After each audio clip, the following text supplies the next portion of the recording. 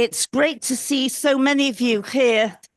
It's great to see so many of you here today, and I welcome you.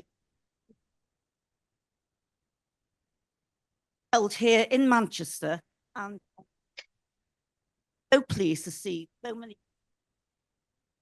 As you know, a lot of important developments have taken place,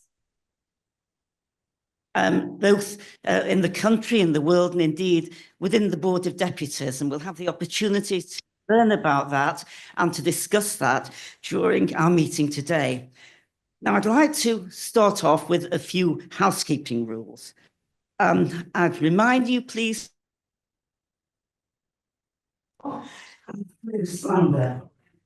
meeting will not be live streamed, but it will be recorded and it will be available on Monday. I'd remind everyone too that we do have members of the press who are on call, so anything you say can be.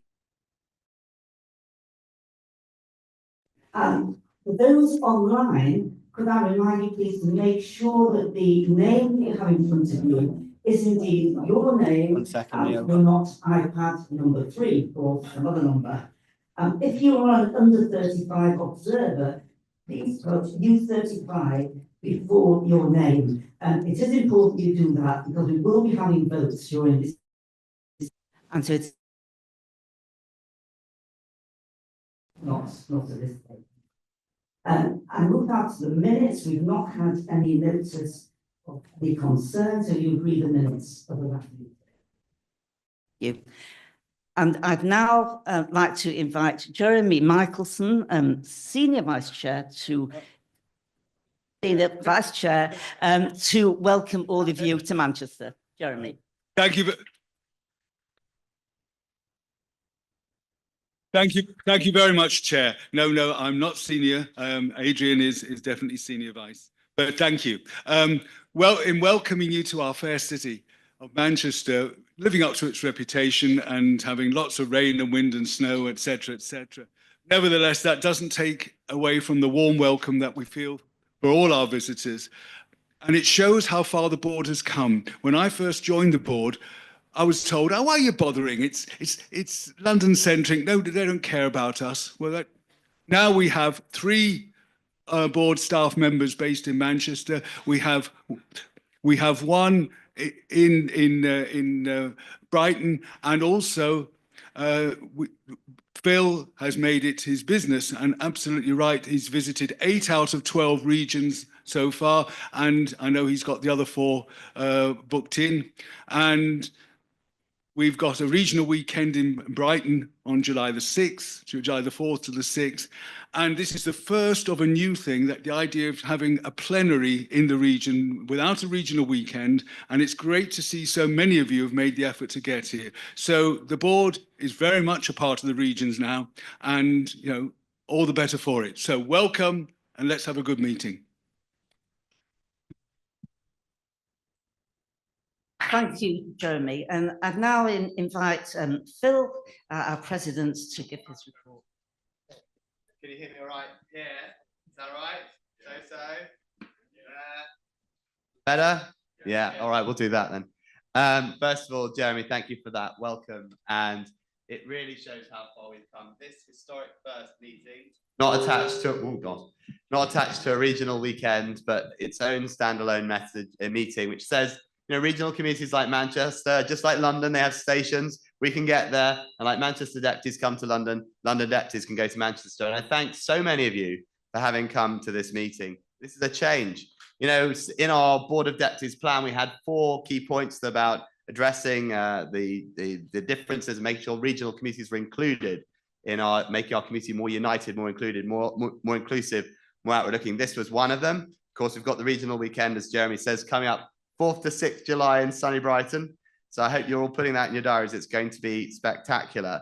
We also pledged to have 10 events around the country outside of London. So far, I've done 13 visits to different cities and countries around the UK, and many more than 10 events actually in the last 6 months already. So we are well on course. We've already delivered that within the first 6 months, and we'll continue to do it each year of this triennium. We also spoke about making our deputies more connected through digital means.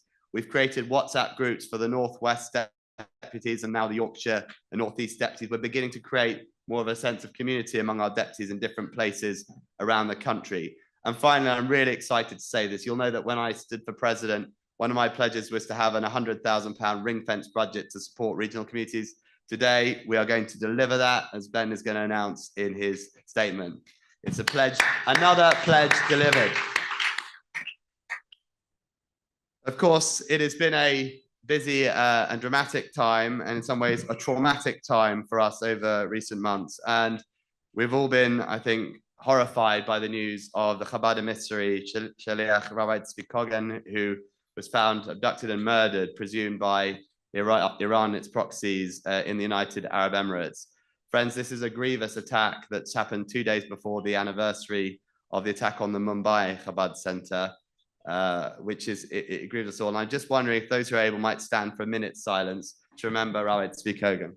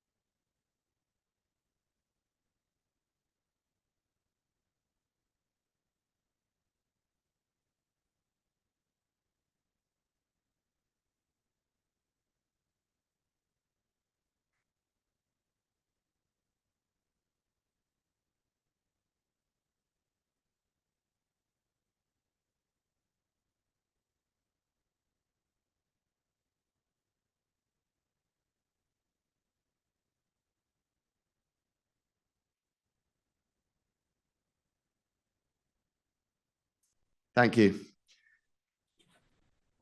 While it is not yet clear which exact part of the Iranian state was responsible, that seems to be where all the initial evidence points. And we will be redoubling our efforts to push back against Iran and its proxies, including redoubling our efforts to call for proscription of the Islamic Revolutionary Guard Corps of Iran. It's high time that malicious organization was proscribed, and we will be doing everything we can to make sure that the government holds to its pre-election promise to do just that. Last week, towards the end of the week, of course, we had the decision of the International Criminal Court to issue arrest warrants against the current Prime Minister of Israel and the former Defense Secretary of Israel, as well as a Hamas terrorist who's presumed dead as it happens. This is a very, very alarming development because, and it sets a terrible precedent that a democracy which is attacked by a terrorist organization, which then hides behind its own civilian population, will put effectively the democratic state on trial, despite the fact that that democratic state has its own internal processes for dealing with these things. We know that in Israel, it's a robust democracy, its judiciary is fiercely independent, and having in the past indeed put prime ministers and presidents in prison in the past. It is an absolutely, it's a very significant and concerning move, and something that we're going to be thinking about a lot over the coming period of time. The weaponization of international law against democratic states. It's the true of the ICJ as well, where astonishingly only Israel is apparently on trial for the supposed crime of genocide when Hamas went house to house murdering entire families. But because it's not a state, it's not on trial. This is a problem with the way that the courts are currently structured. And whilst all countries, including Israel, should abide by international humanitarian law in conducting war, this is a concern about the weaponization of these courts, and something that is very much in our minds. You'll see from my report that it's been a very full and very busy time. I welcome questions on all and every aspect of it, but it's this moment that I usually turn to condolences and mazel tovs. I'll start with the condolences so we end on the slightly higher note. First of all, condolences to Deputy Nick Wolfe, whose father, Richard Wolfe, passed away last month. There's quite a lot of mazel tovs, and I'm delighted about this. First of all, Vice President Jeremy Michelson, mazel tov on your grandson's bar mitzvah in Israel a couple of weeks ago. A mazel tov to the Vice Chair of the Finance, Fundraising and Organisation Division's Vice Chair Claire Morland on the marriage of her son Adam to Hannah. A mazel tov to Deputy Stuart Williamson on becoming a great-grandfather to a baby girl in Israel. Mazel tov to Deputy Councillor Alexandra Boyd on her son's bar mitzvah on Sukkot. And mazel tov to Deputy Russell Conn, a stalwart, of course, of this Manchester community. He can't be here because his younger son, Daniel, is getting married in Hungary. It's a good excuse. And a mazel tov to Deputy Nina Morris-Evans on her victory in the Ironman 70.3 triathlon in Tangier. But if anything, there's an even bigger mazel tov to Nina because over this weekend, Deputy Nina Morris-Evans and Deputy Louis Trupp have become engaged. It's a lovely deputy romance. Please God, mazel tov to all of them. It's wonderful, wonderful news to be able to share in all of that. Hopefully, yes. Hopefully we'll celebrate the next plenary as well. So that is my report for now. You've got the rest of the written report. We open now. Do you have questions? Thank you very much, Phil. Well, you've heard from Phil and his statement about all the things that are happening. You've also received reports from the various divisions about the ongoing work. Of course, a lot of work goes on in between these meetings, but this is now your opportunity to ask questions of Phil and the honorary officers. And I'm going to ask anybody who wishes to speak, please, to come to this side here, and you'll be called. Is anybody who wishes to speak for the first time, would you come to the front of the queue if you wish to? And I do warn you that you have a minute to speak, and the clock is on once you start. I ask everyone, please, to give their name and the constituency, the organisation they're representing when they speak, and to speak clearly, because apparently people have had difficulty hearing on Zoom what's been said. And also, if they say which honorary officer they're directing their question at. Mike's on, please. Mike's, please. Restart. You won't lose any time. We've restarted the call. Thank you. Michael Grenfell from New London Synagogue. A question for the President. You referred to the arrest warrants against the Prime Minister and former Defence Minister of Israel. Of course, it appears that not every EU member state, let alone every member of the court, feels the need to arrest them on arrival. That's what Germany has said, that's what Hungary has said, but in Britain, number 10 gave the press a somewhat different message at the beginning of the weekend. What representations are we going to make to the government on that? Yes, thank you. We're going to pause for a moment while we get the mics working. There's online. Philip Goldenberg online. Philip, would you like to?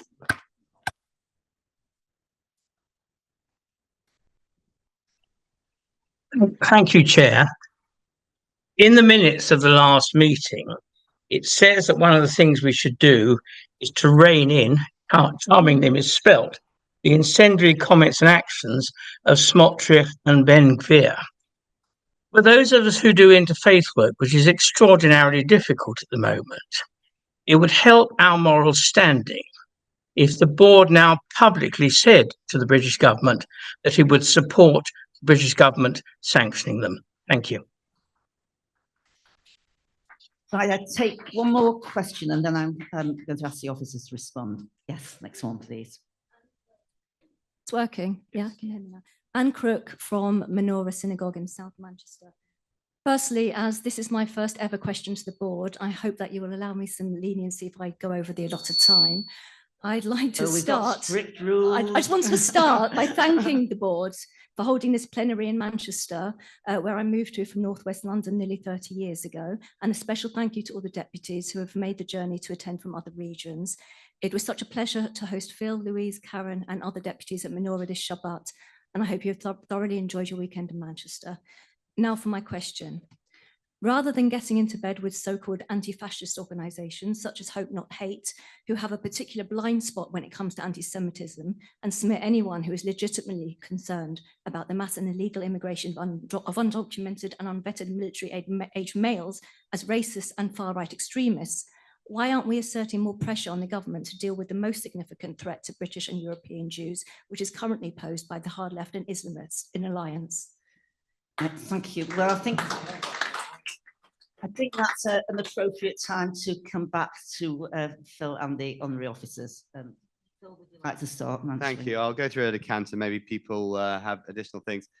Susan, we continue to keep under review how, can you hear me okay? Okay.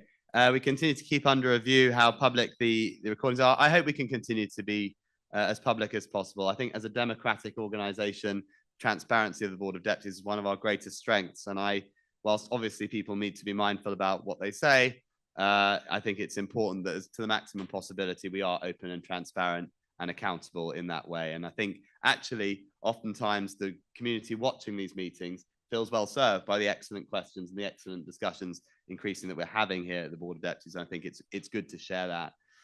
In terms of the prescription of Palestine action, it's something that we've got under review. They're pretty near the threshold, if not at the threshold. And certainly in our conversations with the Metropolitan Police and with government, we are raising concerns.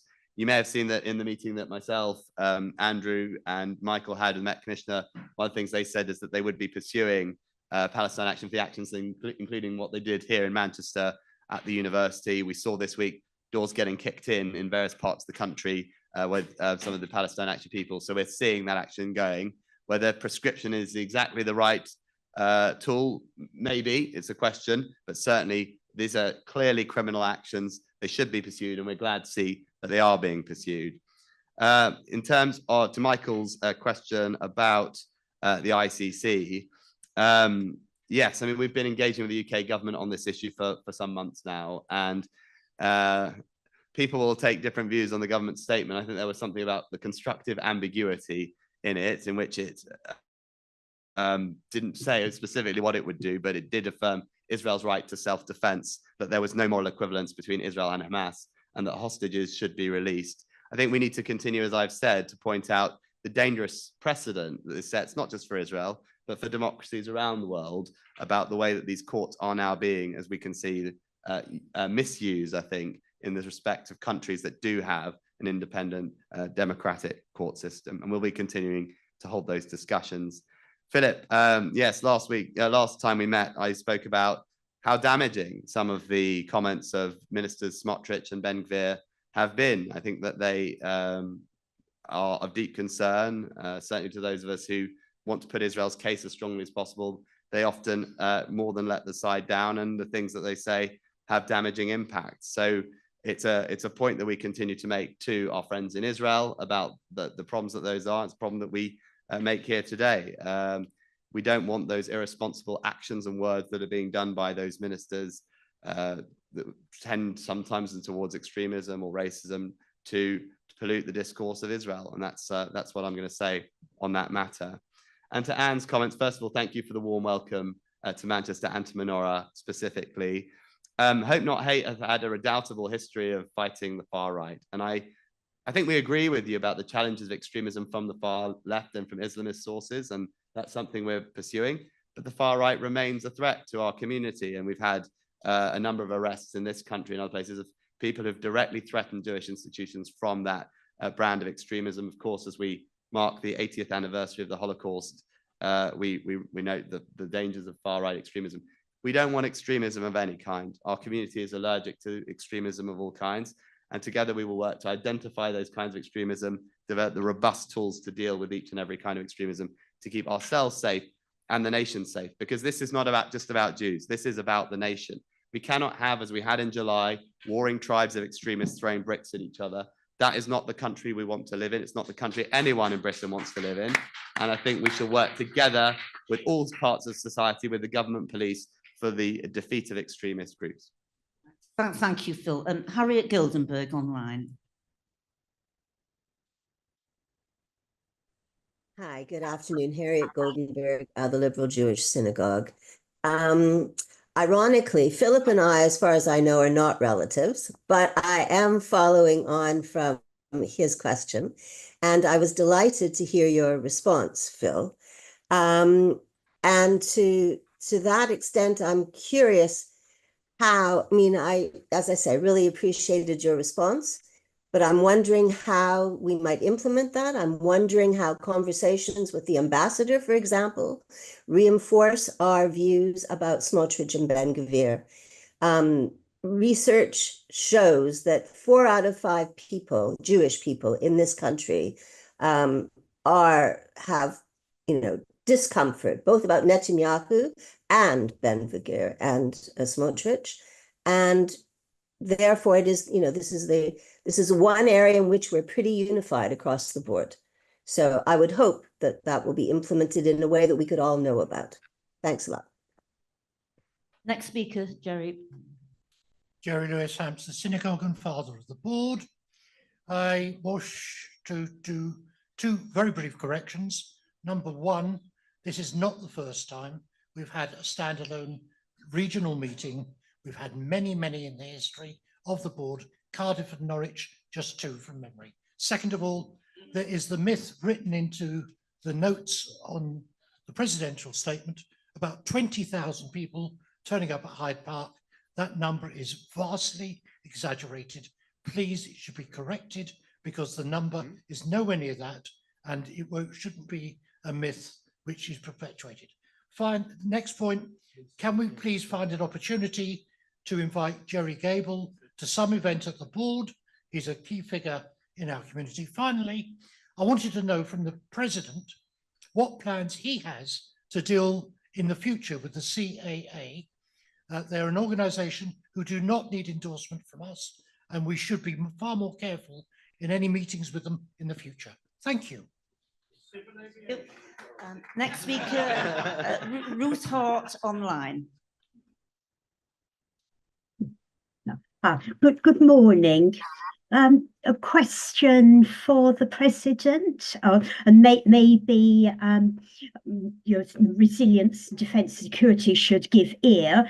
With our hostages still held for more than a year now, and Israel is fighting not on one front but 7. Is it not reprehensible and hypocritical for certain deputies to launch a campaign for sanctions against Ben-Gvir and Smotrich, but not against Ofer Kasif or Aida Tuma Suleiman, who have called for Israel to be prosecuted for putative war crimes? Thank you. Next speaker here. Hello, Zach Bates-Fisher, Movement for Reform Judaism. On Thursday, the board condemned the ICC decision to issue warrants. There will now be a domestic legal process through which the UK's independent courts, which determines whether or not to endorse the ICC decision. Does the board, like the Prime Minister, respect the independence of the judiciary when it comes to making such decisions? Thank you. Richard Cooper, online. And could I also say we'll close the line here, the people who are standing there, as I think we'll be running out of time after that. So Richard Cooper, online now. Richard Cooper, Portsmouth of the South Sea Hebrew Congregation. Question for Vice President Andrew Gilbert, Security, Resilience and Cohesion.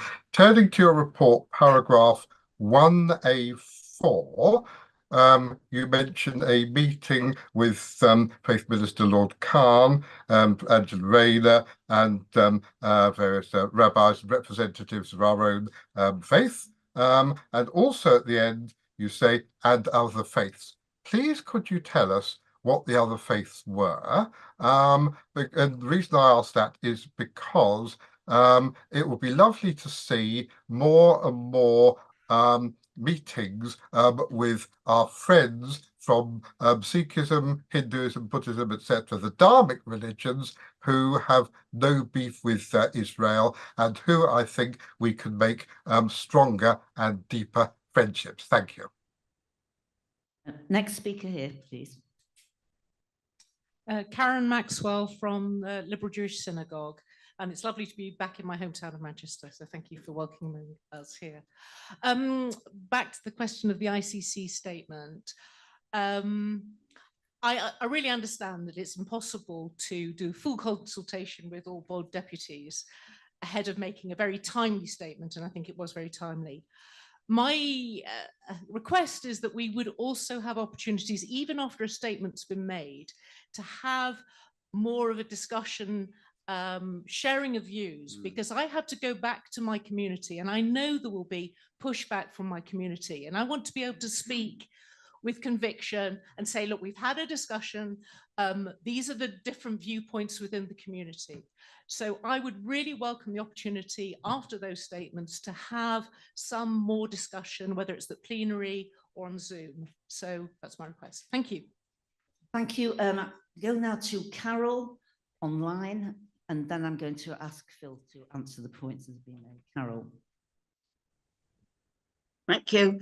I just want to thank those on the Board of Deputies who supported Catford and Bromley Synagogue's hosting of the Jewish Living Experience exhibition, where we had more than 400 children visiting. Particularly want to thank the Deputy for Bromley Reform, Jean-Vier Palmer, who acted as our volunteer, and even more, the Deputy from Weybridge, from Southwest Surrey, Stuart Lansman, who came over twice, driving 2 hours each way, total of 8 hours driving, to volunteer as a host. Also to Phil, Naomi Terberg, Sheila and Anna for all their help, and to Phil and Naomi for coming to the launch.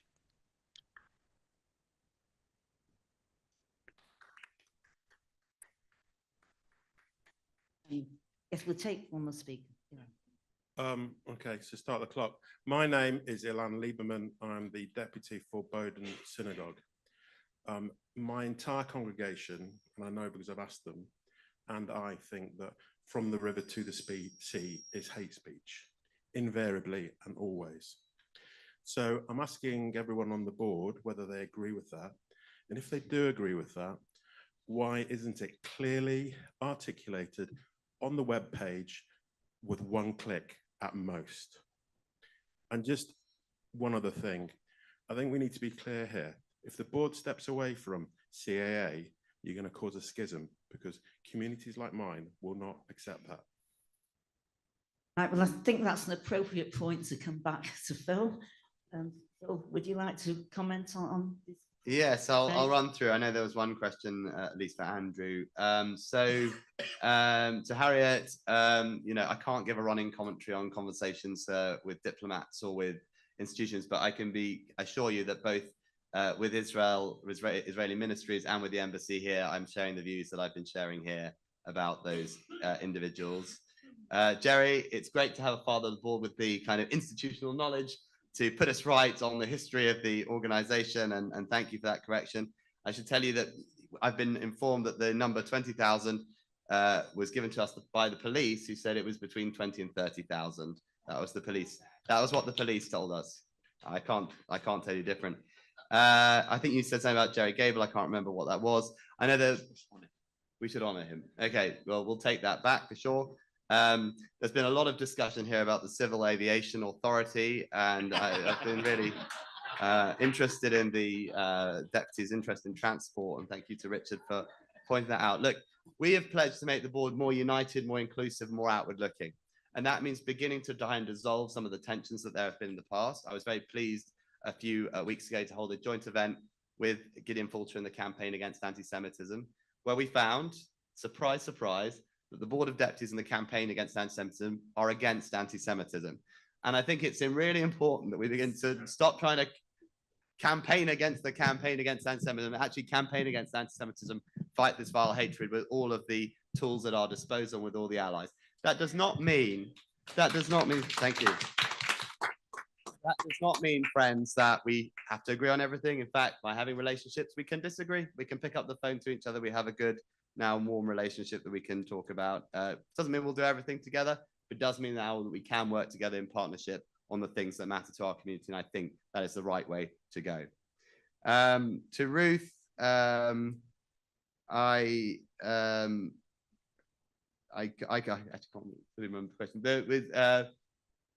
It was, yes, well, I think it was about different characters. Look, I think again on that unity message, we should work together on those issues. I think that there is unity, and I think we've heard in the room there's particular concern about Minister Smotrich and Ben Gvir, and that's a point, a perspective I think that we reflect, albeit sometimes with regret. To Zach, good question as ever. Yes, we do respect the independence of the judiciary, but I think that what I alluded to earlier is there appears to be a bug in the system where, despite that, and the great institutions that there are, and it's important to think that, you know, the ICC and the ICJ are institutions that were set up in the post-war settlement after the Holocaust and so on, that we seem to be seeing that ways that non-state actors and state actors are manipulating and using them. For example, by noting where only a state can be put on a trial, and you know, Hamas won't be worried about having an arrest warrant against them. The courts are kind of, there's a lack of equilibrium, and I think that's something that needs to be looked at, as I say. Karen, I think you're absolutely right. We want to ensure there's discussion and debate. Of course, that's what this place is for, but you'll have seen in our board plan, we're hoping to have a number of events to allow greater discussion and debate on topics, including around Israel, salons that we're talking about. Adrian in the international division will be leading on over the coming year to really begin to get better complexity and the greater texture of deputies' views. And finally, to Carol, may I just say how brilliant the JLE at Catford and Bromley is. We've got it on show at the back, friends, so do have a look, think about where we can get it to your communities. I'm hoping we're going to get to Bradford next year as part of their City of Culture programme, which is really important. And what Carol alluded to, which I think is really important, is that other deputies have got involved. Jean-Vier from Bromley Reform got involved. Many of the deputies I see here today were with me on to launch it. And we had, as you say, a deputy from Weybridge, I think you said, come up. That's fantastic. It's great to see deputies working together to deliver the work of the board. That is exactly what we want to see, empowering our deputies to deliver the work of the board right around the country. But to you, Carol, and to Catford and Bromley, Yasha Kar, it was brilliant. Right. We are running very close to time now because I'm it's time. I'm going to take the next speaker. So on the point today that Rick Cooper asked about when we had a meeting with Deputy Prime Minister and Minister of Faith, there were people there from all religious groups, a lot of people there from the Dharmic faiths, from the Buddhist and the Sikh and the Hindu. But most of our focus work often has been around either the Christian. We've been attacking anti-Semitism with both Catholics and Catholics, and also tackling and working closely and looking for ways to work through the Optimist Alliance with Muslim. In terms of Jerry Gable was the founder of Searchlight, and Searchlight today is what is Hope Not Hate, and therefore it's absolutely important, as Jerry I think is now in his 90s, someone we do look for, we do actually, and I'll look actually in our division to see if we can invite Jerry along to there. In terms of CAA, there is obviously lots of different opinions around the community and lots of different views. We need to work with all organisations in our community, those on the left and those on the right of our community. We're working at Stop Hate has been one of the groups that's grown up on the, and often working in the counter areas that sometimes the past CAA worked in. We're working very closely with Stop Hate in many different areas and had meetings recently. So all I'm urging people to do is there's lots of different people we should be working with, and we're working with them where possible. And I think you have to give the board often a lot of praise for how it works, but sometimes we can't work with everyone, and people are in this room are going to disagree with each other, and that's not bad either. And Adrian, Senior Vice President. Thank you. Just to supplement what Andrew said, Andrew and I have been to a number of Diwali events this year. Also, Michael and I were at the British Indian Jewish Association event last week. We were invited to participate in the Sikh Federation annual dinner, but unfortunately that was on Yom Tov, but otherwise we would have been there. We've been at a variety of other events of other faiths as well, including the Centre for Turkish Studies annual dinner as well at the Plaza Hotel in Westminster. So we do get around, and we do engage with all kinds of minority groups and different faiths. So there shouldn't be a concern that we don't do that. But of course, interfaith is an area which has been impacted by everything that's been going on, and we do need to work harder, but it's something we do give a lot of attention to. Thank you. Glynis Cussock online. Excuse me, are you not going to answer my No, question? I'm sorry. Oh, sorry. Ilan, No, I should have done. Sorry, Ilan, that was my mistake. I was writing columns. If you Google Board of Deputies from the River to the Sea, you'll find there are multiple entries on our website on this issue. So it's very, very quick to learn, including in our Jewish manifesto and in the guidance we sent out to schools and to others. So our position on this is very clear. I know that you think that by placing it prominently on the website is there. I'd say from a communications perspective, that doesn't quite understand what the journey that people might be coming to our website to do are there. They want to see what the Jewish community is about, what the most recent activities are. But if anyone wants to know our position, I've been doing it in the last week just to test. Google Board of Deputies from the River to the Sea. It sets out policy clearly. It sets out articles where we've spoken on it. And I think Andrew wants to speak about it from perspective and get his engagement with police on the issue. But it's more on topic. There is no question it is hate speech. The question is when it's legal and illegal. And we are fighting that battle the whole time. And that is that's the line on which we're working. And in all our material online, hateful but legal is one of the problems that's causing us. And offensive but legal is the one on social media that was not dealt with. Unfortunately, the current online social media bills, and that's what we've got to take on. And I agree with you on everything we've got to say. We've got to turn around and say it's hate speech. And I'm agreeing with you on that. How we tackle it is the fight. I would add just one other thing I should have added before. Is this on? What I want to do, and you know that we're working to bring social media influencers together to discuss these topics. I want to work out how we push the social fight back online. We're looking at doing an event with social media influencers called the Narrative Shift event, where we talk about education, because I think that we want to be pushing those messages out where people we want to be targeting will see them. It's about finding the audiences, making sure it gets there. So that event is in the plans. We are hoping to do it and work out how with the greatest minds in our community on social media, we can hit back. But we definitely agree with the sentiment on that. Thank you. Glynis Cussock online.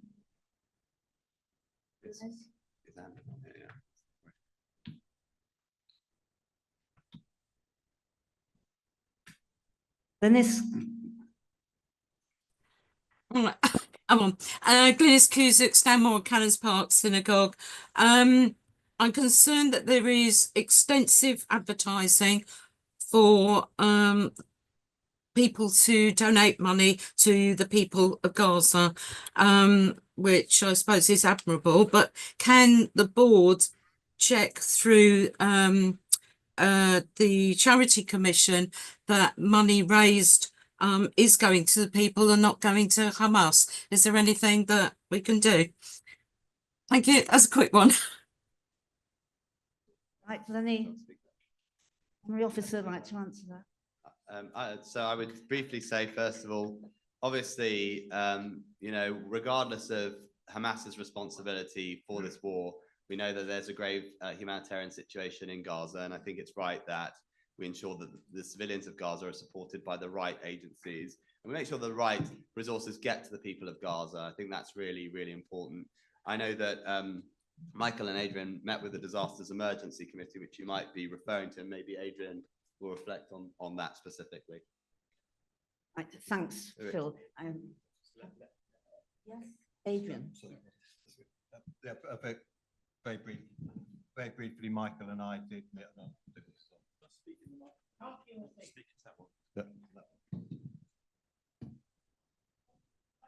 Hello. Yep. Yeah, that's on. But not too close or closer. not too close. Very quick. So Michael and I met with the DEC, as the President said, and we didn't have as much notice as we would have liked to have had of the campaign, and we did have, along with other involved Jewish charities, we did have points to be made in the materials in relation to the campaign. But we definitely used at the time that we had to make those points, and some of them, not all of them, some of them were taken on board, and we've agreed to have a continuing dialogue on it. In terms of how the funds are actually used, ultimately whether they get to the people that need them, that's the fiduciary responsibility of those charities, all of whom are the biggest aid charities that the UK has, and of course, if it turns out that those funds have been misapplied, then those charities should be held to account. Thank you very much, Adrian, and all the honorary officers. We've now run out of time. I'm sorry for this session. Our speaker, Andy Burnham, is actually now waiting. He is online, waiting to speak to us. So we'll have to close this session. I'm sorry to the people who've been waiting there. Is Andy there? Is Andy available? I am, Louise. Can you hear me? Great to be here, and it's great to have you speaking to us. And I'm really delighted to be here in the chair of this meeting of the Board of Deputies of British Jews. And I had the pleasure of working with Andy when we were both MPs. Andy was Labour and Co-op MP for Lee from 2001 to 2017. He served with great distinction in the last Labour government, where he was Chief Secretary to the Treasury, Secretary of State for Health, Secretary of State for Culture, Media and Sports. He left Parliament in 2017 to become the first directly elected Mayor of Greater Manchester, and he's been re-elected twice since that time. And Andy achieved what must be the very rare, maybe the unique distinction of actually winning majority in every single ward in Greater Manchester in one of his elections. And Andy, we're delighted to have you with us. I'm delighted to be here to introduce you here today. And it's great to have you here at this national meeting of the Board of Deputies of British Jews held in Manchester. Andy. Thank you so much, Louise. Thank you, everybody, for that warm welcome. A slight correction, Louise. I won every ward except one. Wornath ward sadly resisted my appeal, and clearly I've sent my political director to live in Wornath for the next 4 years to make sure that doesn't happen again. But no, I'm obviously very proud to do the job that I do. Colleagues who live in Greater Manchester will know that I talk about a place-first approach to my role rather than a party-first approach. And I do take that very seriously indeed in trying to speak for the best interests of Greater Manchester and all communities within it. I'm always ready to take feedback, and I'm sure I can improve, but that's how I go about my role. And it's a real honor for me to address you on Mitzvah Day. So happy Mitzvah Day to everybody in the room. They're at Maccabi Manchester. I was there myself, I think a month or so ago. And I know what they are doing and plan to do to serve the community. Big supporter of them.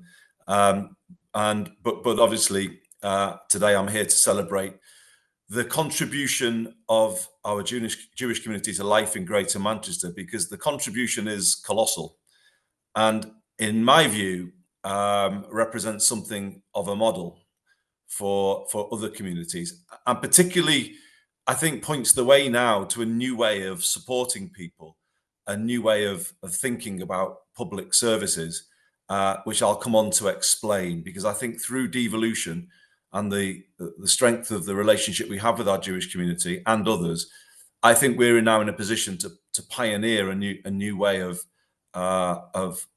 providing everyday support to our residents, and I'm quite excited about that possibility and wanted to put it forward to you today and to get some feedback on it. What I just wanted to start by saying, though, Louise, is a word of thanks for what people are doing today to serve communities in Greater Manchester and of course around the country, but just more broadly in terms of the way our Jewish community, particularly as led by Mark Addleston as chair of the Jewish Leadership Council, how in my time as mayor, in my 7 years, I've just seen things slowly improve in terms of the way we are able to have a really close and constructive dialogue. The level of community organisation went up several rungs, I think, during the pandemic, when we saw the emergence of the Jewish Strategic Group, which I've addressed online and in person on one occasion.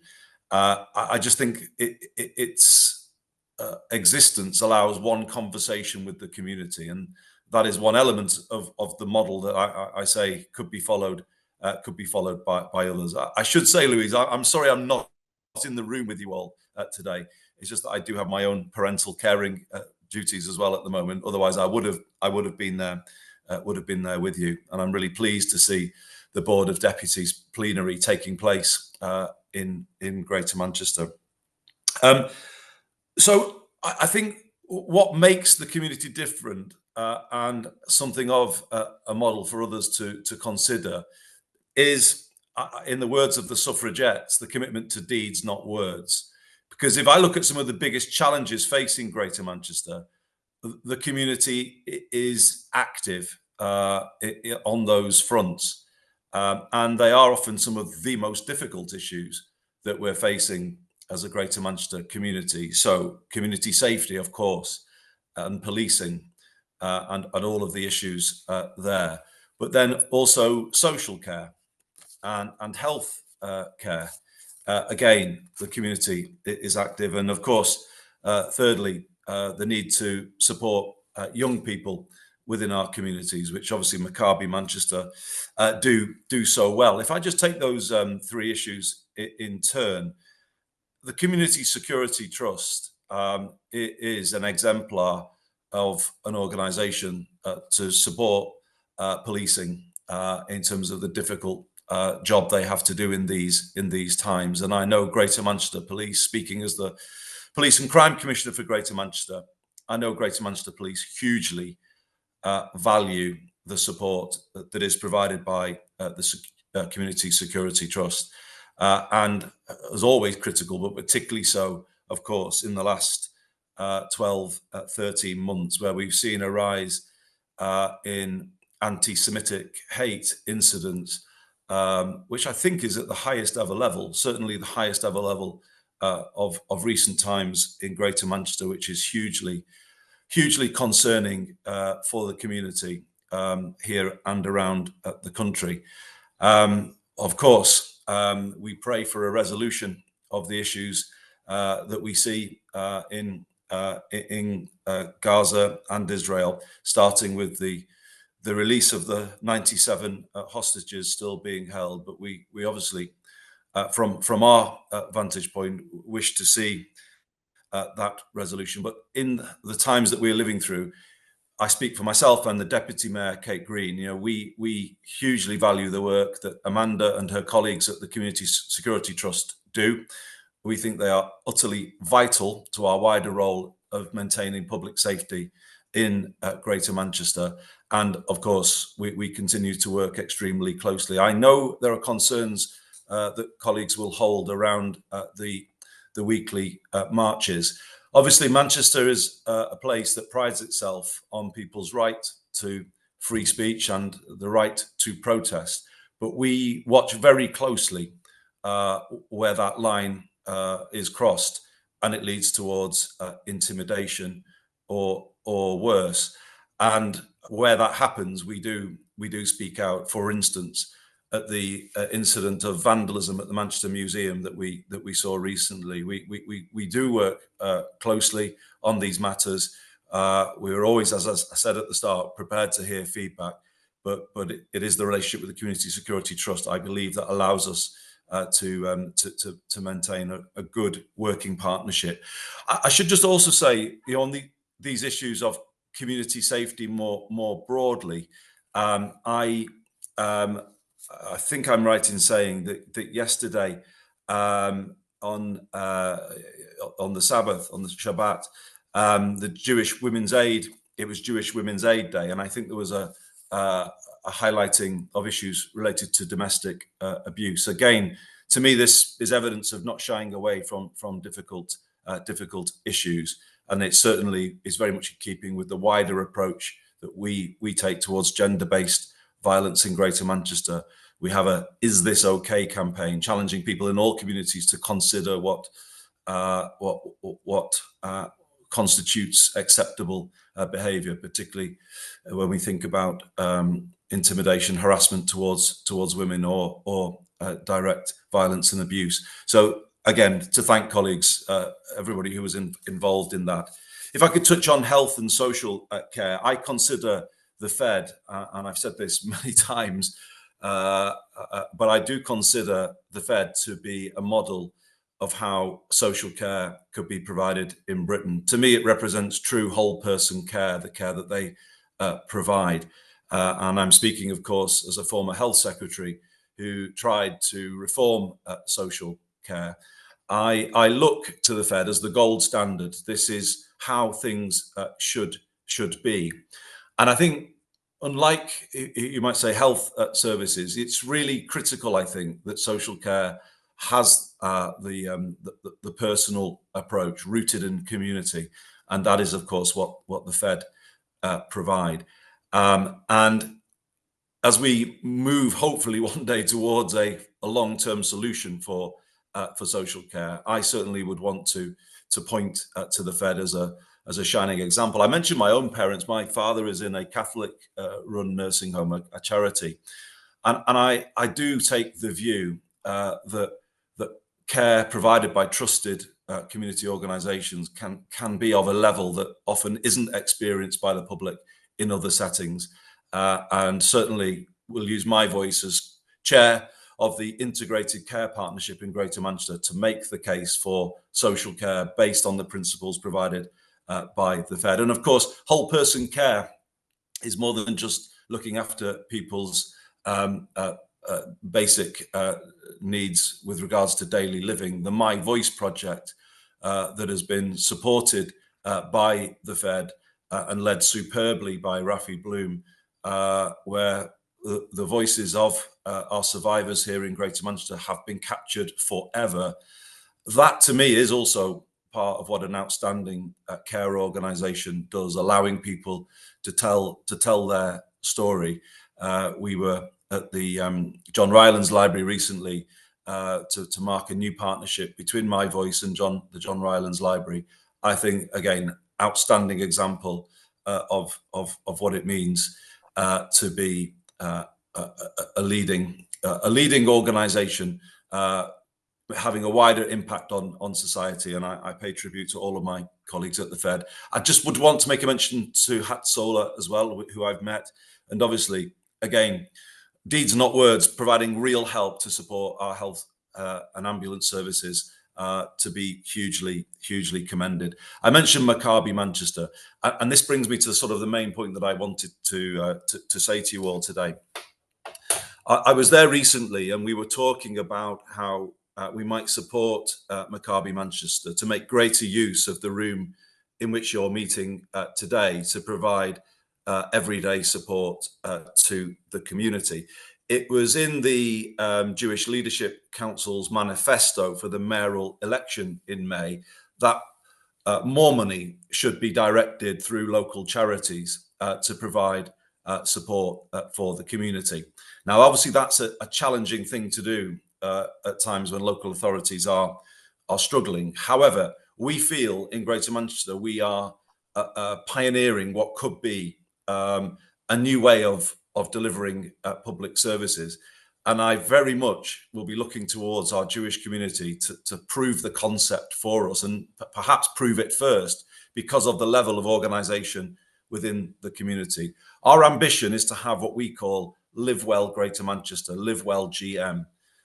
And what we are doing using devolution is to seek to set up via our community and voluntary and faith sector a level of infrastructure around all parts of Greater Manchester that will support people with social interventions every day. The reality is that about a third of people who are calling their GPs for support on any given morning, a third are ringing with a social need rather than a medical need. But the way we provide services in this country often leaves people with only the GP or perhaps to try and approach the council. And we think there is a real opportunity to reform things so that we bring new money to community, voluntary and faith organisations to provide live well support every single day. Of course, I'm talking about mental health support, but debt advice, help with obviously bereavement and other difficulties people may be facing, physical activity support, nutrition. You know the kind of services that that we mean in terms of a live well service, cost of living support as well, which I know is being provided from Maccabi and other organisations. You may have seen the Secretary of State for Work and Pensions on the television this morning. There's a white paper coming on Tuesday. And as Greater Manchester, we have made the argument for funding for employment support to be diverted away from some of the large corporates who currently receive that funding and towards devolved entities like the one I lead, so that we can then route that funding through our community and voluntary sector, because that would feel like new money to those organisations, and then be required to help people make a journey towards work. In my view, the current DWP system just doesn't do that. It leaves people often feeling worse about themselves, and it just almost tries to sanction them into work. But the truth is, if you're going to get towards working, you have to have live wells. You have to be living well before you can start working well. You need a much more whole person approach. And that, of course, is what the organisations I've mentioned today provide. And I think public money would be much better spent if that money was routed through our community and voluntary infrastructure and our charities in Greater Manchester. And that's the argument that we're making. We are hopeful that on Tuesday we will get a pilot to really develop the live well approach further. And as I said earlier, we will be looking directly and quickly towards our Jewish community to help us prove this concept, because I believe in the times that we are living, the idea that, you know, the old model of providing services through the Whitehall silos, where they don't really talk to each other, incapable of doing a whole person approach because of the nature of the way they think and work, that has had its day. And of course, there isn't the public money around these days to do perhaps what the last Labour government did, Louise, the one that you and I, as you said at the start, were so close to. I don't think the approach they took is going to be available this time. A whole new way of thinking about public support, community support is now needed. Live Well GM is our suggestion for that. We would route all public money as much as possible via the devolved route, so that we can provide funding in the form of core funding to the community partners who we would look to then to provide a live well service. And if we can prove this model in Greater Manchester, it can go round all of the other communities represented on this call. So that's the opportunity in front of us.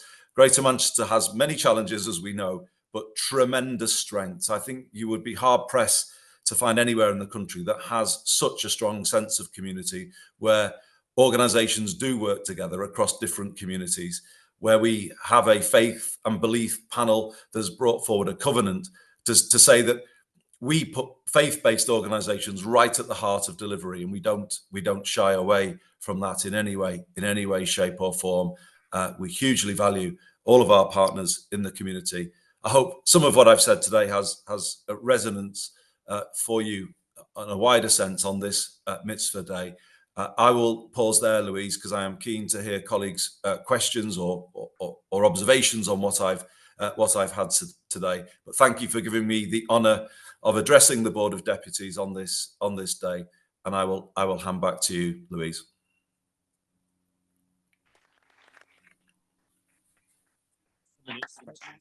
Thank you very much, Andy. I'm now going to ask people if they want to ask questions. Yes, Jerry.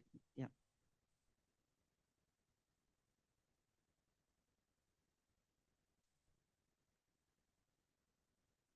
Jerry Lewis, Hampstead Synagogue and father of the board. Andy, I congratulate you on the brilliant work you've done as the Mayor of Manchester over the years. However, when you were a candidate for the leadership of the Labour Party at the JW3 meeting in London, you said one of the first things you would have done, had you won, would be a visit to Israel.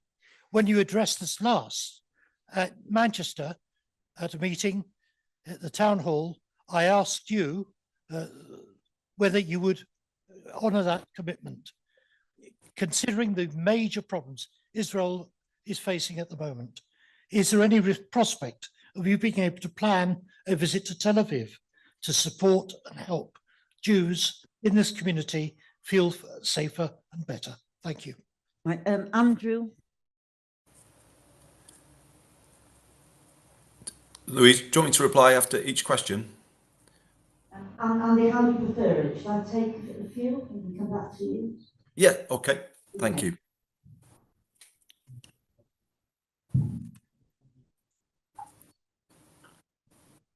That matter, yeah. I want to talk about what faith groups do for free. And it's so much, and you talk about how faith groups have stood up in your wonderful relationship with the Jewish community. It's great that you talk about the Live Well campaign, and there are two things on that. Where do we fit as a community in your plans for community resilience? Manchester Resilience is doing great things, but how can our community fit in and make sense of community-based faith resilience? One, and two, how within the ICP and the ICB, in the health matters, do we ensure that we're not just recipients, but we're around the table and actually taking part in decision making to help on this? There's one question online, Michael said online.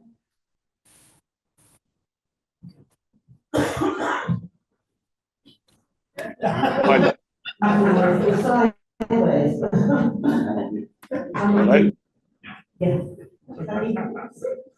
Can you change the picture?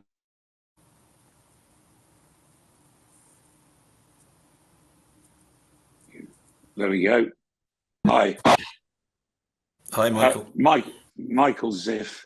I am representing the United Synagogue, formerly represented Maccabi. You talked about, and I'm currently actually in Israel at Maccabi as we talk. You talked about the relationship that you are building with Maccabi, and I didn't fully understand. I listened to everything you were saying. Perhaps you could just just explain very simply to us how you see that working relationship with Maccabi Manchester. Thank you. Thank you, Michael. We would like to reply to those questions. I will, Louise. Thank you so much. So, Jerry, thank you for your question and your kind words. I do appreciate them. I did have visited Israel twice, but you are right to say not recently, and always open to a visit. I'm going to be honest in my answer as to say, well, what you might say, well, why haven't you? Obviously, time away from Greater Manchester has to be limited and also chosen fairly carefully. And obviously, the main reason for going abroad will often be to promote trade and inward investment. And so, we tend to have one or two overseas visits a year, usually one, possibly two. And I'm just going to be honest and say in recent times that has been focused on inward investment and trade. Now, I'm not saying, I'd just rather give you an honest answer rather than what you might consider a politician's answer.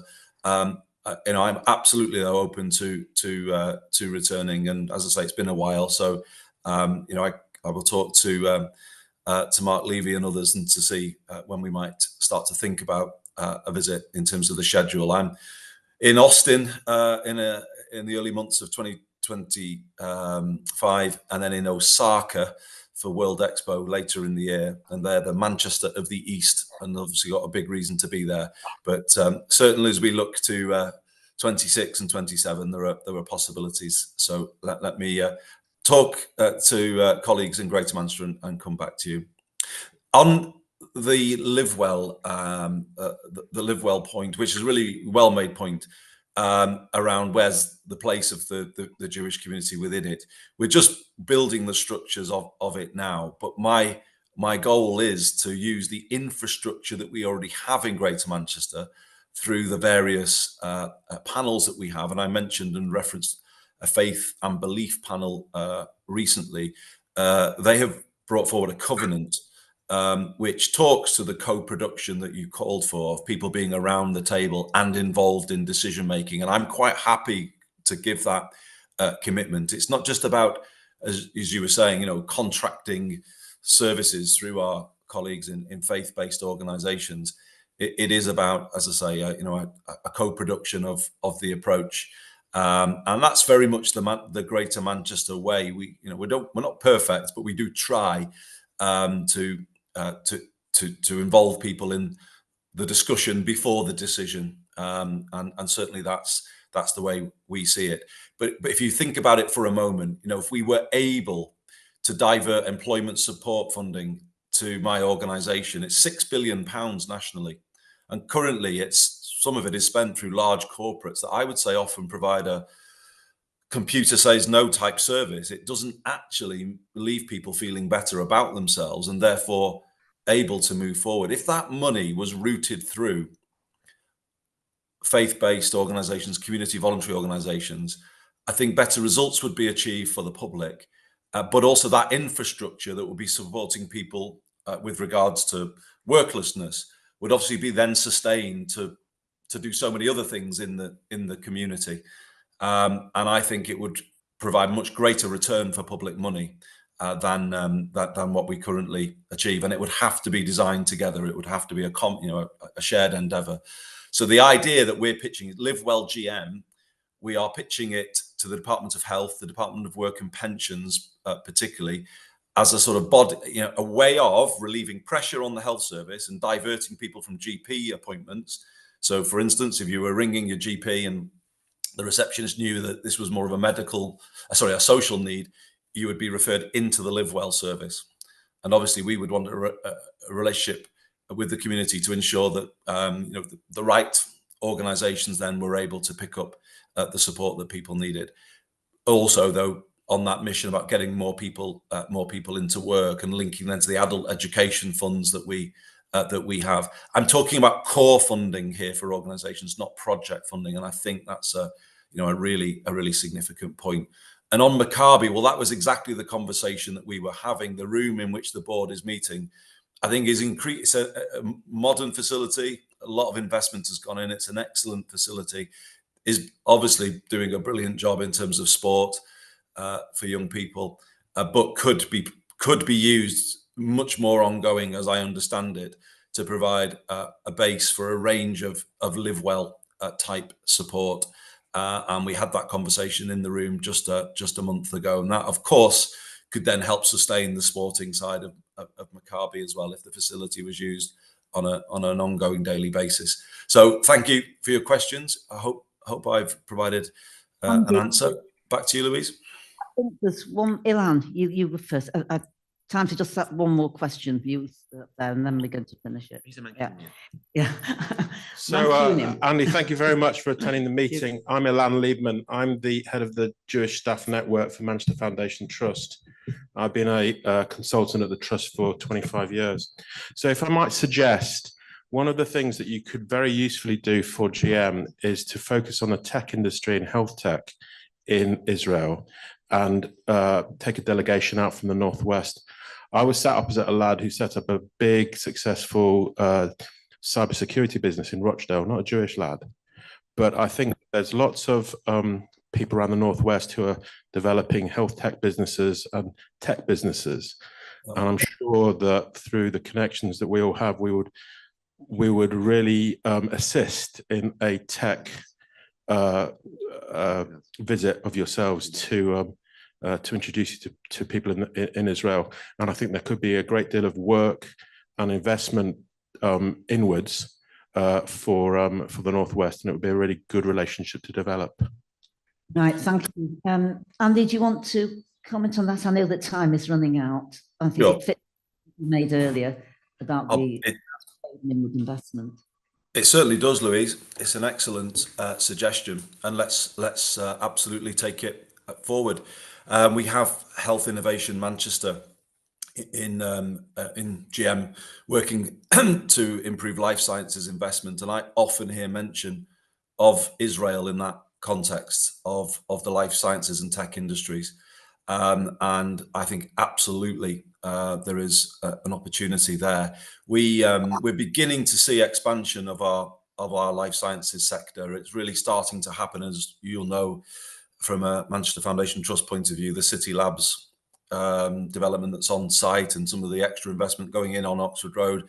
The UK Biobank, of course, is coming to a new home on Manchester Science Park soon. So there's stuff really starting to happen in life sciences in GM.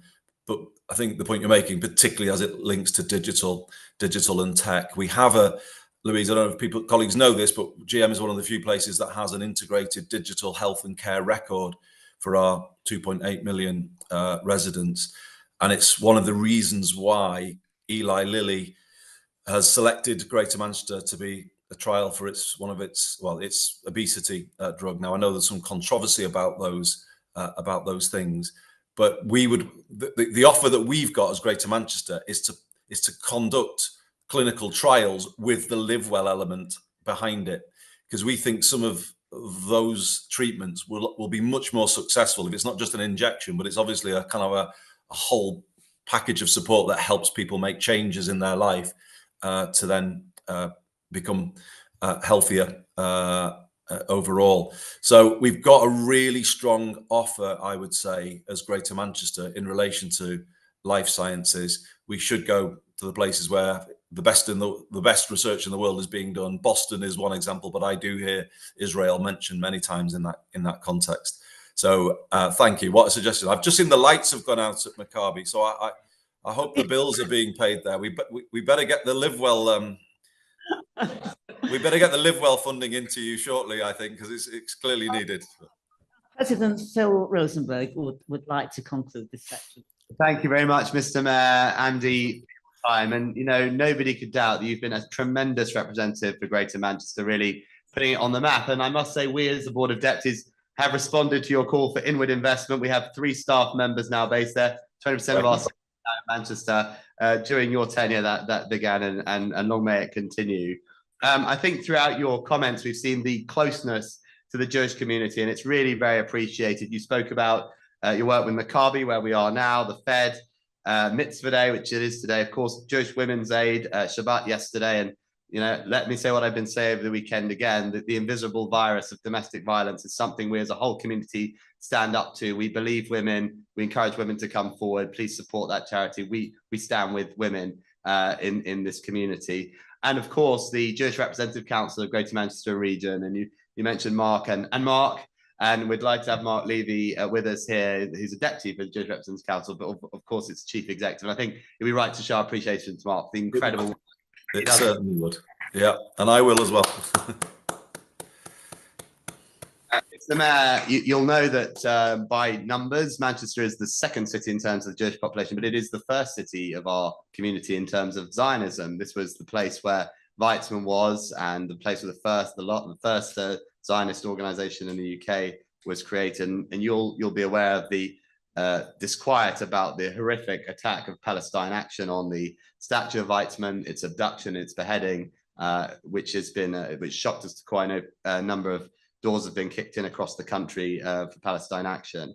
I think it brings me to the thing I'd like to say, which is, first of all, to appreciate you in your role as mayor and police and crime commissioner have taken, but just to ask you to continue to redouble your work to make our community secure, and also to help us to build cohesion, particularly with the Muslim community. And I'm afraid to say that it's been a really difficult time. Many of us, the relationships we've built with Muslim communities have frazzled. I know that the Jewish Representative Council have done some great work on this. We've got friends from the Muslim Jewish Forum, I think, in the room today. But anything you can use your convening power to do to help us to build what we're calling the optimistic alliance. We're trying to build relationships across the country between Muslims and Jews to be counter-cyclical, in the words of the late Chief Rabbi Lord Sachs, not to import conflict, but to export peace instead. And I know that you and your role can play a really vital role, and I would encourage you to do so. So all it leads me to say, we know you have many responsibilities. Sunday is precious, and you have caring responsibilities. Thank you so much for giving up your time today. I think we really appreciate your time with us. Thank you. You're so welcome, Phil. Thank you very much. Thank you, Louise, as well. But absolutely, I will take your words very seriously as we look towards 2025, Phil. A lot more work needed on that front. So let's do that. But thank you, everybody. Thank you so much for letting me address you today. Thank you very much, Andy. Thank you. Right. We're now going to have a short comfort break until. Right, we're starting the meeting now. We're resuming the meeting, and we've got a very, very important item to discuss. We're now going to talk about finance and fundraising. Without those things, we can't continue our very important work. And I'm going to call on Ben, our treasurer, to make a presentation and open the discussion on finance and fundraising. Ben. This mic works okay for me. Am I audible on Zoom? Fantastic. Afternoon, everyone. It's lovely to be with you all in person in Manchester today, and greetings to everyone online. I just want to speak for a few minutes about the board's finances and fundraising. As everyone knows, we've got ambitious plans for the next 3 years. And so I want to take a few minutes to talk through the financial aspects of our board work, take questions, and explain how deputies can help in this crucial area. I have just a few slides, but if people are interested more, they're very welcome to be in touch with me, to email me, to attend a future FFO meeting where we'll spend time in the detail on this. Can I get the slides up, please? There we are. And perhaps we could even shrink me down. So they're very slightly, yes, there we are. So I am still here, even though you can't see me, you can hear me. So our first slide is just a very quick slide showing the board's financial performance over the last 5 years. On the left-hand side, you can see our expenditure, our income, and on the right-hand side, expenditure broken down by all the different categories. So on the left-hand side, in particular, I want to highlight the dark blue line, the dark blue bar, which is the common contribution, then going up the rep fee, then in dark green, the funding for our restricted activities, Vyom Hasha'af, the Pekuach, for anything else we do that's where we specifically fundraise, we can only use money for those purposes. The light blue line is the gain, and in 2022, you see the loss on the investment portfolio. And then in green is other income. That number obviously is flattered the first couple of years by the President's Dinner, which cost quite a bit to put on, but brought in money. And so therefore both other income and on the other side, other costs are higher than they will be in later years. And on the right-hand side, I think I say this quite a lot, but just again, for deputies, our main expense is payroll, is the cost of employing our professional team, certain amount of spending on restricted items and everything else that we do. So that's our overheads, our internal spending, and then our external projects. As you can hopefully see, there's some year-on-year movement. Sometimes we raise money in 1 year, we spend next year. Sometimes the timing when money comes in for the common contribution makes a big difference because December is usually our single biggest month. Investments bounce around, and then legacy is a one-off. So that purple bar you see in 2022 is legacy income. No legacy income in 2023, but there will be this year, 24, and then again next year in 2025 that we've been notified to expect some funds there. But on a longer term cycle, we're breaking even and we're operating sustainably and even making some gains. So overall, our total income over the last 4 or 5 years has averaged about 1.45 million, and total expenditure just a touch lower at about 1.35. So we ended the last triennium about £300,000 up from where we started, and likewise for the cycle before that. I'll have the next slide, please. In terms of payroll, which is our largest expense, deputies are, I think, familiar with the broader outline of the professional team, our chief executive, a 7-person combined public affairs and comms team. I should say you can just see 6 in that column because this is the chart by personnel management. You see at the top there, Victoria Leshek in the second row on the second column, religious and civil affairs, that's part of the public affairs team, but she's managed by Dawn, a 3-person education communities team, and a 3-person operations team. As hopefully everyone by now knows, we operate across the UK, wherever there are Jews. 4 of our team live and work outside London, and the team who do live in London include a dedicated local and regional government officer, which is primarily active outside London, and then a national campaigns officer. We just flip on to the next slide. I've highlighted those roles in green. We don't yet have a full budget for 2025. That's something that the FFO will hopefully have a look at our next meeting, and I'm working on it in the meantime with the professional team. But we anticipate higher costs for both professional support and core project costs for various places where we're looking to expand our work. And I've just got on the next slide a schedule from the board plan of everything that we've got on the calendar for next year in no particular order, not alphabetical, not by priority, but I'll just leave that up there for a second and people can see This is a large and ambitious programme of work, but one which we as honorary officers are confident can be delivered with the collaborative work of deputies and the professional team, with good project management and with just a little bit more money than we've spent in the past. If I had been slightly more, I did think about colour coding these by the 5 priorities, but I figure there's enough words, there's enough colours on the screen everywhere, but people will hopefully see all the different aspects and all different priorities that we're working on represented there. Fighting anti-Semitism, standing up for Israel, making our community more diverse, inclusive, and outward-looking. I should remember all 5 of them by now. Phil, I'm sorry, I failed you. Defending our religious freedoms and celebrating our heritage and culture. Yeah, there we are. And I'll test you next time. Most of the costs for these are will be payroll based, that the deputies in collaboration with professional team will design, conceptualize, plan and deliver them. But they will also have the costs of actually running events, venue hire, catering, travel, advertising, collateral. That's really what we spend our money on. And as you'll see from the slide, and I've highlighted in the towards the bottom of the middle row, black and underlined, the commitment we have to run at least 10 regional events a year. And this is the menu that we're going to program these from. So with the advice, the regional council and collaboration with the regional deputies, any number of these events, our campaigns, the Anti-Semitism Commission, the Optimistic Alliance, Israel events and so forth, the regional plenary, the regional weekend. I think about half of I think we've already got sort of 6, 7, 8 events outside London lined up for next year, but we'd like to do more.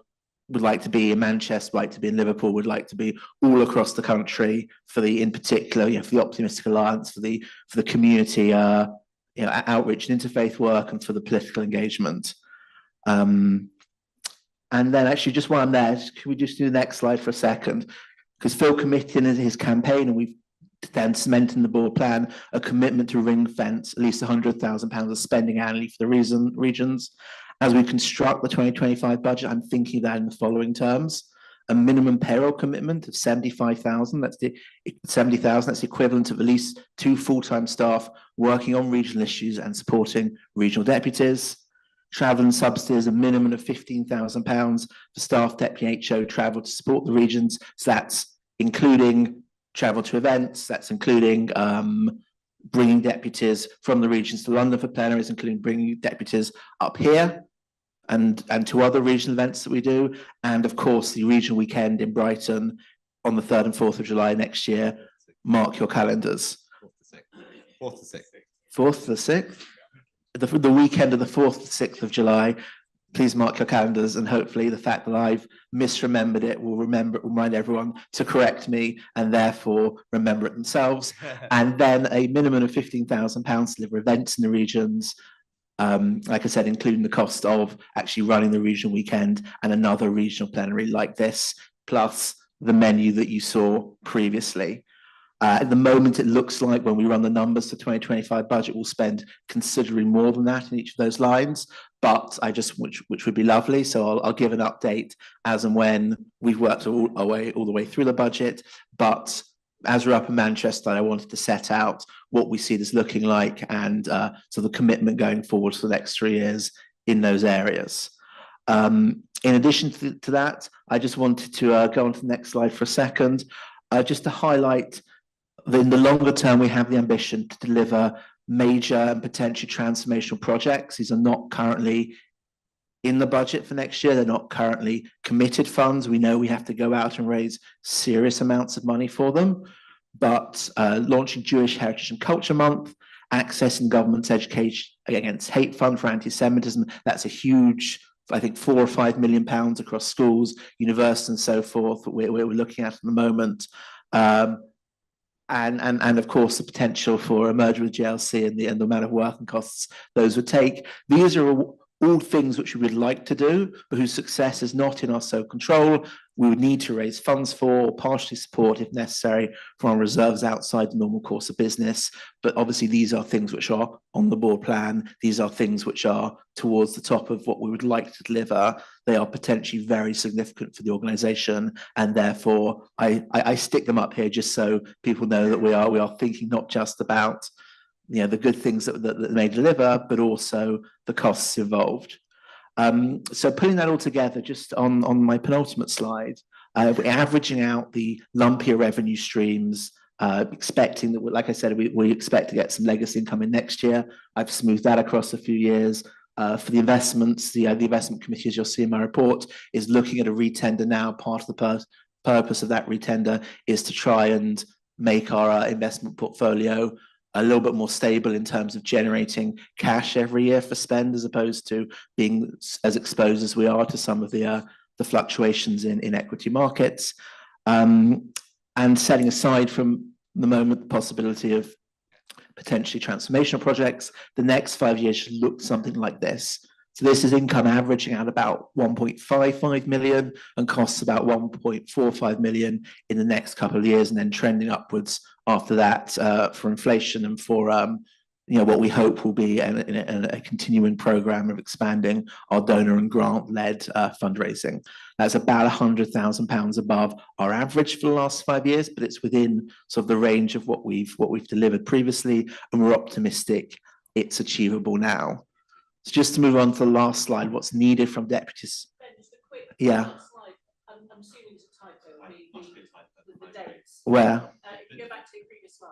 Yeah, let's go back. The bottom numbers, the dates. Oh yes, sorry. That is that's 25 through 29. I'm sorry. Yeah, I'll just leave that slide up for a second so people can re-assimilate it. Yeah, I really appreciate it. Yeah, that's the schedule looking forwards. I will. Thousands of pounds. Yes, and we will do questions in a minute, but now we've absorbed that, I'll go back onto my next slide. No, I appreciate it. It's important to get the clarity out as soon as possible. What can deputies do to help? Deputies can do many things to help, but in particular, I want to prioritise 2.5 things. 1.5 things on the communal contribution. This is our main source of revenue. It's a major source of our legitimacy as a representative organisation. The fact that we can go and say, not only do we have these number of member organisations, this number of deputies, but 20-something thousand people every year put their hands in their pockets to fund us. It's sort of a big demonstration of the breadth of support we have within the community. As people know, the communal contribution is going up to £35. Everyone's synagogue has been emailed about this. Deputies who represent synagogues are asked to follow up with their secretary, with their administrator, with their FR as appropriate, to make sure it's captured on the synagogue bills, on the membership invoices, I should say. The United Synagogue have confirmed that centrally that's been put on all the invoices that are generated by them. Not every United Synagogue I know does that, but anyone who represents US Shul that centrally bills, that doesn't need to be chased. I know other communities already actioned the increase, but we don't have visibility because we only see really when the money starts to come in. This is the easiest way that anyone can help with our fundraising. It's an extra £5 a person. It will just, if we're lucky, if we're able to hire to promote our work, just flow through with the shul invoices, and please follow up to make sure it's implemented. Then, of course, as part of your normal work as deputies, please continue to promote the board's work, share the weekly briefing, share the board plan, the manifesto, arrange for Phil or another HO to visit. We're doing such a wide range of important work. That we'll run training, we continue to give advice on how people can do this, but anything that people can do to highlight to their communities the work we're doing is valuable and appreciated, as people can see there's just a huge range of it. Whenever I go to a shul, whenever I speak to someone, like, oh, I didn't know you did this, I didn't know you did that. And that's always the best way we find to get support for the board, is just talk about the work we're doing and its importance. Then the other thing, we will be doing a crowdfund in mid-February. I think lots of people are familiar with the model. These are team driven. We're going to be asking deputies over the next month, myself and the professional team will be coming out to speak to people and ask people to commit to helping us with this by taking responsibility to run a team which will raise, you'll advise us on a reasonable target, but we're aiming between £1,000 and £5,000. I've said between 500 and 5,000, but really I'd like to start at 1,000, and we're targeting overall from that £100,000 for the whole fundraise. Which we think is a achievable target. It's just a few £100s per deputy. We know that in the long term, receipts and the common contribution are going to start to trend down with synagogue memberships. And the crowdfund is hopefully going to be one of the key ways we can offset this and build a new long-term revenue stream. It's also an opportunity to involve organisations and members who are not, who do not have synagogue membership, who don't put the common contribution on their bills.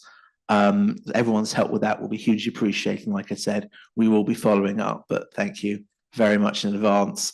That is the weekend, quote unquote, of the 16th through 18th of February. So please mark your diaries. That is the week after, I believe, we're in Parliament for the lobby day. So hopefully that will be something that we can go out and say, when people say, what the board doing, we can talk about, well, we got dozens, scores, a large bunch of deputies in Parliament the previous week to push on prescription, to push on the RGC. I appreciate I've spoken for a little while with quite a bit of detail. I'm happy to take questions now or for people to follow up on me individually after the plenary or by email. Thank you very much. Please form an orderly queue. Thank you very much, Bennett. It's an ambitious but very, very important programme that we do need to be able to fulfil. We have got time for questions. Yes, Flora, do you want to go first? Thank you. Good evening.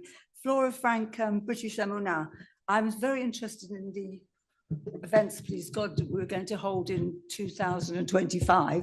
And I'm particularly interested in the under 35s leadership program. Could you tell me what sort of, how are you going to run this? Because we talk about it all the time. They're our future.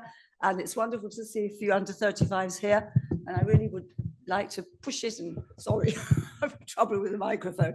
I think I've asked the question. Have I made myself clear? Yes. Thank you. Right, I'm going to take the questions together before I ask Ben to answer, and there's then online. Linda online. Linda.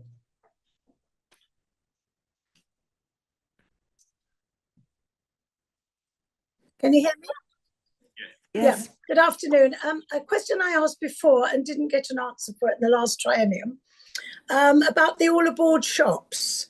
Originally, when Stella Lucas set them up, it was for money for the Board of Deputies. But do you still get money? Because the shops, I understand, are commercially run. They're open on Shabbat. I don't know, it seems as though it's been a neglected thing. I don't know whether you still get a proportion of the money from the all aboard shops as you used to. Right, thank you. Next question, Sheila. Is it working now? Yes. Yeah. Sheila Gewall, Cardiff United Synagogue and Chair of the Regional Assembly. Delighted, Ben. Thank you for your commitment to £100,000 to be spent in the regions. Looking forward to working with you and everybody. And I just want to give a big shout out, please. It's not a question. This Thursday, the 28th of November, 7:30, we have our very first Regional Assembly meeting. We have 78 deputies outside of London and not all in Manchester. So please, if you can come and support us, we've got a very exciting full agenda and I want to hear from everybody. Thank you. Right, thank you, Judith. I'm trying to prioritise people who haven't spoken yet. Right, hello, thank you, Louise. Judith Prinsley from Muswell Hill Synagogue. I'm former from Manchester, very proud of my roots, as you know. Thinking about, I wondered if it would be helpful, you might adapt this to have an A4 sheet for all deputies so we know, share the best practice to communicate what this Board of Deputies is doing. Though we send out our community briefing, we do various other things, people are still saying we don't know what the board does. And again, it might be on an A4 reminders a really effective way of communicating, whether you get people to talk it through as opposed to send a sheet, because we're asking for money, crowdfunding in February. They need to know ASP what we do and how wonderful we are. Modesty there. All right, bye-bye. And the Dorit online and then Father of the House. Dorit. Hello, thank you. Good afternoon. You have to wait a bit for me to get unmuted. I'm Doris Schmetterling, New West End Synagogue, London. First of all, thank you very much for this comprehensive presentation. And quick question first is, can we get at least some of these slides sent to us? Rather than, I've took a couple of screenshots, but they're not that great and so on. That's the first question. And the main question is, I saw tucked away at the bottom of one of those lists, followed by a question mark, merger with JLC. This is going to be would be a hugely controversial subject. But I have to say, personally, and that was also going back a few years when it was discussed earlier, is that if the JLC is prepared to be a division of the board, I'm for it. But under what circumstances do the people who put it on the list think it could happen? Thank you. There's one more person online, Jonathan Brodie, who hasn't spoken yet, and then it really will come back to you, Jerry. Jonathan Brodie. Jonathan Brodie, Kingsbury Synagogue. Ben, you mentioned the increase of the communal contribution to £35. It's over a year since the then F&O decided to increase it, and the intention had been that it should already have taken effect last year. I just wondered when you're going to start looking at the next increase, because I think the view of the F&O then was that people should get used to an increase almost every year rather than being static from year after year. Thank you. Thank you, Jerry. Jerry Lewis, father of the board, Hampstead Synagogue, and apologies for making a third contribution. Very briefly, first of all, congratulations to the Treasurer on a superb presentation. There's one thing omitted from the list that, as far as I could see. When I sat on the top table many moons ago, we made a commitment to Skojec for money to go to them annually because they do the work of the board in Scotland. That has never been fulfilled since I was an honorary officer. Worse than that, unfortunately, the Defence Division, as was, of this board, regularly, every meeting, reminded the Treasury, that didn't include you, of the necessity to reinstate that money. Can we please know what is going to be done this year? Thank you. Thank you. Right, Ben, over to you. Fantastic. Yes, thank you very much, everyone. I'll start and I'll just run through sort of in the order I have. Flora asked about the under 35 leadership scheme. That's obviously everyone's in the leadership development space. We're still working out exactly what it looks like. There will be an element of personal development. There will be networking events. We may tie it in to a certain extent to the work we're doing with professional networks and affinity groups, and there will be an international event of some kind. I'm not sure I can confirm the fund. Can I? Yes, UJ very graciously and generously have agreed to fund a trip to Israel for. The UJ are funding it. Yes. Funding the board to a trip. Yeah, UJ will be funding the board leadership scheme to go to Israel. With involvement of LCD. It will be, yes, it will be. I apologize, I get the numbers not quite right and it's not quite tied down, but provisionally it is 15 people from the board scheme and 5 young trustees from the JLC as part of a combined trip, and that's been funded, and we're looking to fundraise for the other components of it. But that's something that's very exciting. As people know, the under 35 assembly is relatively new, is going great guns, is one of the ways we're looking to involve younger deputies in our work to bring people in, and that's sort of quite exciting as far as that goes. In terms of all aboard shops, now I didn't know until just a couple of months ago the reason why it's called All Aboard is it was originally there to support the board. Yes, myself likewise. Now obviously its mission has expanded over the years.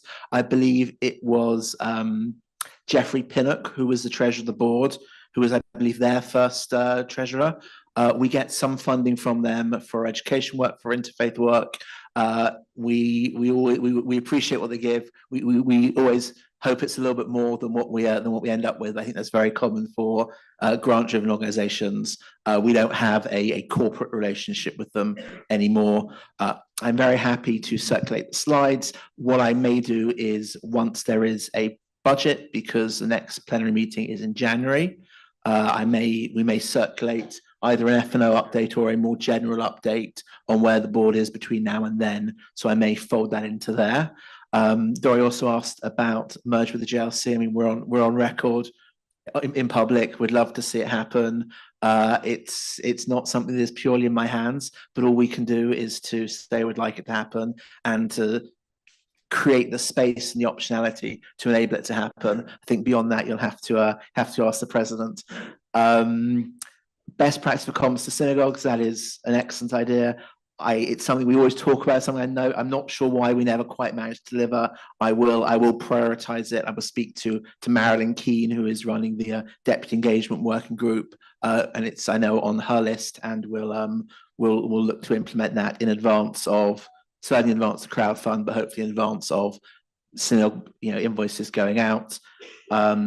Jonathan Brody asked about the increased common contribution to £35. That has taken, as you highlight, it's taken a year to get us to a point where we are now hoping that the majority of synagogues have it on their bills. It is a 12 to 18-month schedule. When we sent the email out, we already had emails from synagogues saying, "Oh, sorry, we've just billed. It's not on there. It will have to be next year." So the strategy of incrementally increasing by £1 or £2 every year, every couple of years, is kind of tricky because we're on quite a bit of a lag. That's why we go up in chunks, 20, 25, 25 to 30, 30 to 35. I think we'll have to look at where we are and how well we bed this one in. And then there was a question on Skojec. I am only familiar with the history for the last 6 or 7 years. The board's not a grant-making organisation. It doesn't give money out to other organisations to spend. What we do, as we do with the London Jewish Forum, for example, is we partner with other organisations to fund. We employ or we fund the employment of someone. I know that's been on the table at various points for Skojec.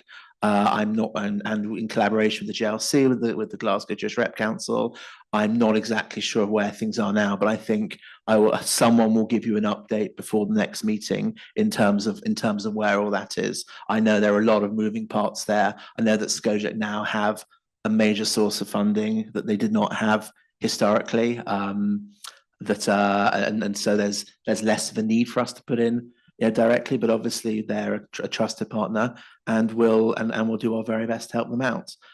I think that is everything on this. Thank you very much, Ben, for answering the question. I think these are ongoing issues, aren't they? Thank you. But we've had a lot of discussions on interesting and important items, but we now come to the point where we're actually going to be making some decisions. And that is to do with applications for new organisations to join the board, and that has to be agreed by the board. So back to you, Ben. Thank you very much. Yes, so we've got, as this is the first time we've done it this triennium, I'll just give for a minute or two a brief overview.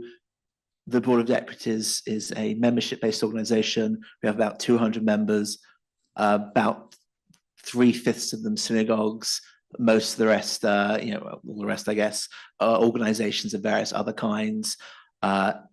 Once you're on forever. We bring on new organisations from time to time. If you're a synagogue, you basically just wander through the front door. There's no criteria. For organisations, the Constitution sets out a number of different eligibility criteria for people to meet, and we process these over a time of about 6 months. They go to the Constitution Committee to confirm they've met all the necessary criteria. They go to the executive, who takes sort of a broader strategic view on whether they align with our work, and then they come to plenary. In most cases, they need as is the case here, approval by 2/3 of the people voting. It's both here, physically in the room, and online. There is, like I said, there is a pipeline. There are a few other organisations at various stages of the process, but the two we have in front of deputies today are Highest J-Corps and Janetics. There were papers on both of them, just one page from the Constitution Committee in the pack, but I will very quickly just summarize each of them. HIAS is a partnership between the American Hebrew Immigrant Aid Society and the pre-existing UK Jewish Council for Racial Equality. It does its primary purpose is to enable refugees and asylum seekers to flourish as part of society, free from xenophobia and racism, obviously with a Jewish flavour and aligned with our values.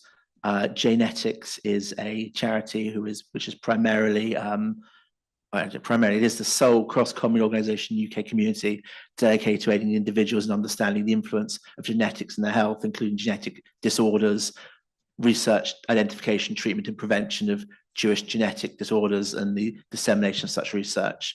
You can see in the note from the Constitution Committee that they're happy that they fit the criteria for membership in terms of having a suitable legal structure, how they'll elect a deputy, their financial position, and so forth. And in particular, for organisations like this, the main criteria, which is the judgmental criteria, is that they, let me get the wording exactly right. I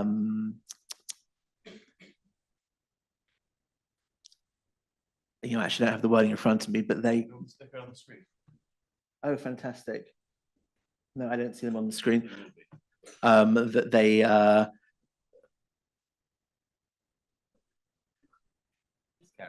carry on. They promote and are a benefit to the Jewish community in this country, and both the Constitution Committee and the Executive are of that view, and we have therefore brought these two forward for membership. I do have people will have cards which they'll hold up for the vote, but I want to check if there are questions. I know sometimes applications go through NEMCON. Genetics first. Are there any? I see just a couple of questions, just a couple of hands. We'll take these items yeah. separately. So genetics we'll take first. genetics first. So are there any questions on genetics? Sid online. Sid? Sid?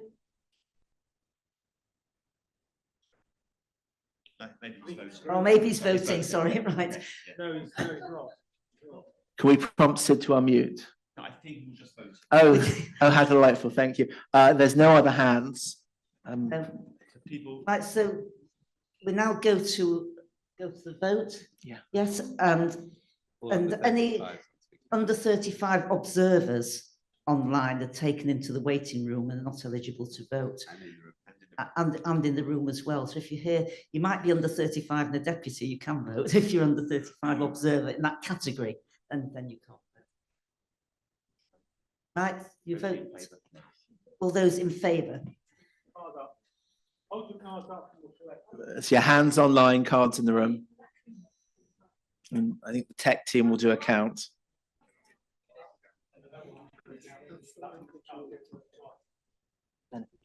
Yeah. I think I paraphrased, I think, well enough.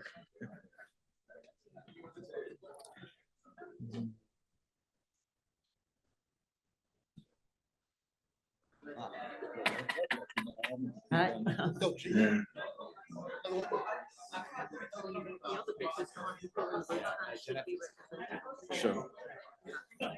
Let's see how we get on, I think.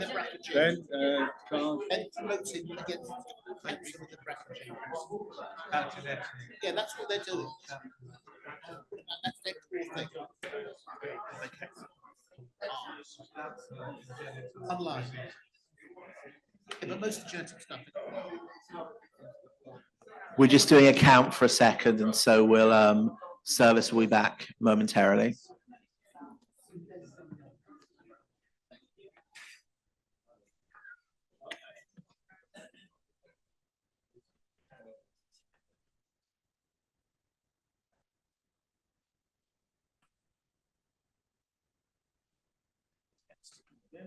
Votes against. Anybody against?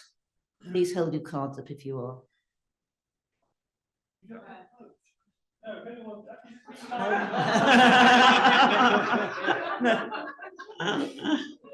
Unhelpful.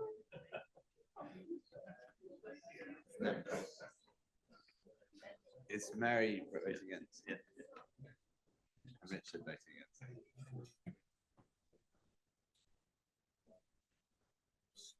How many against? There are two. They don't start getting any votes.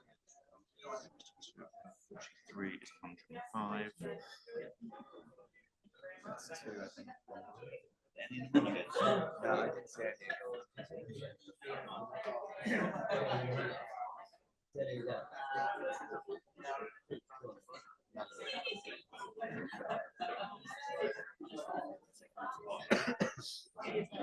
Two, I think. Got Richard and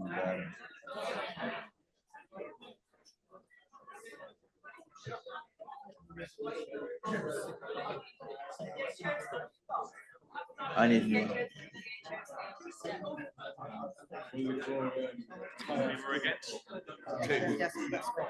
I saw two. Andrew, we haven't got. I couldn't see the slide, so I'm certainly. Sure, yeah, of course. Yeah. We're just awaiting the result of this vote. Yes, is that done? Right, we now move to the next one. Hyas Jacob. We'll have the results of both at the end.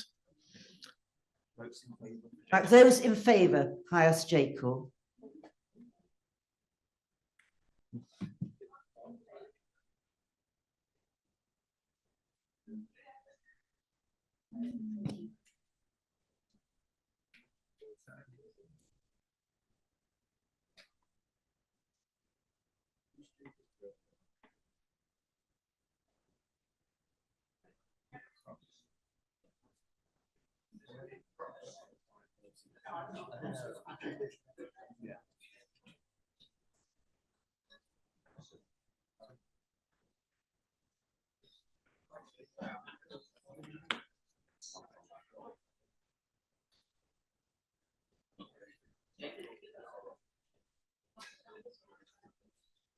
We need to give them out votes against. We didn't do it.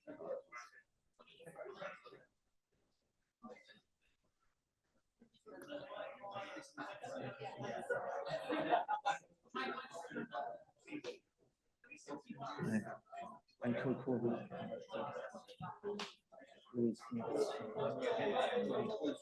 Right, votes against Hyas Jacob. Yeah, we've lowered the hands online. Raise your hands against.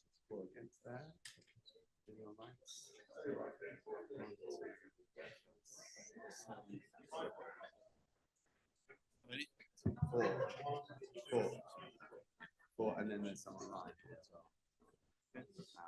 8, 9.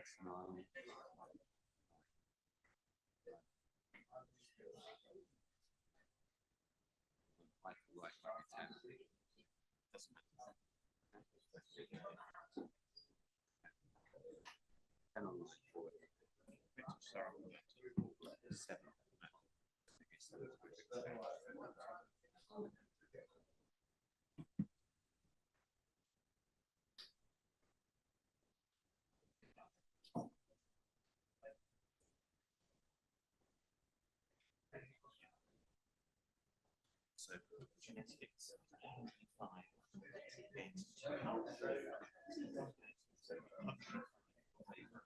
What's the percentages? No, we should do that. 5. Wait. But let's. Right, we're now going to read out the result of the first vote. I'm going to read out the First vote. results. Genetics, 105 in favour and 2 against, which is a 98.1% majority. Hyas Jacob was 100 in favour and 11 against, which is a percentage of 90.01. 90.01. That's quite decisive. There are two. Right, thank you, Ben, for that.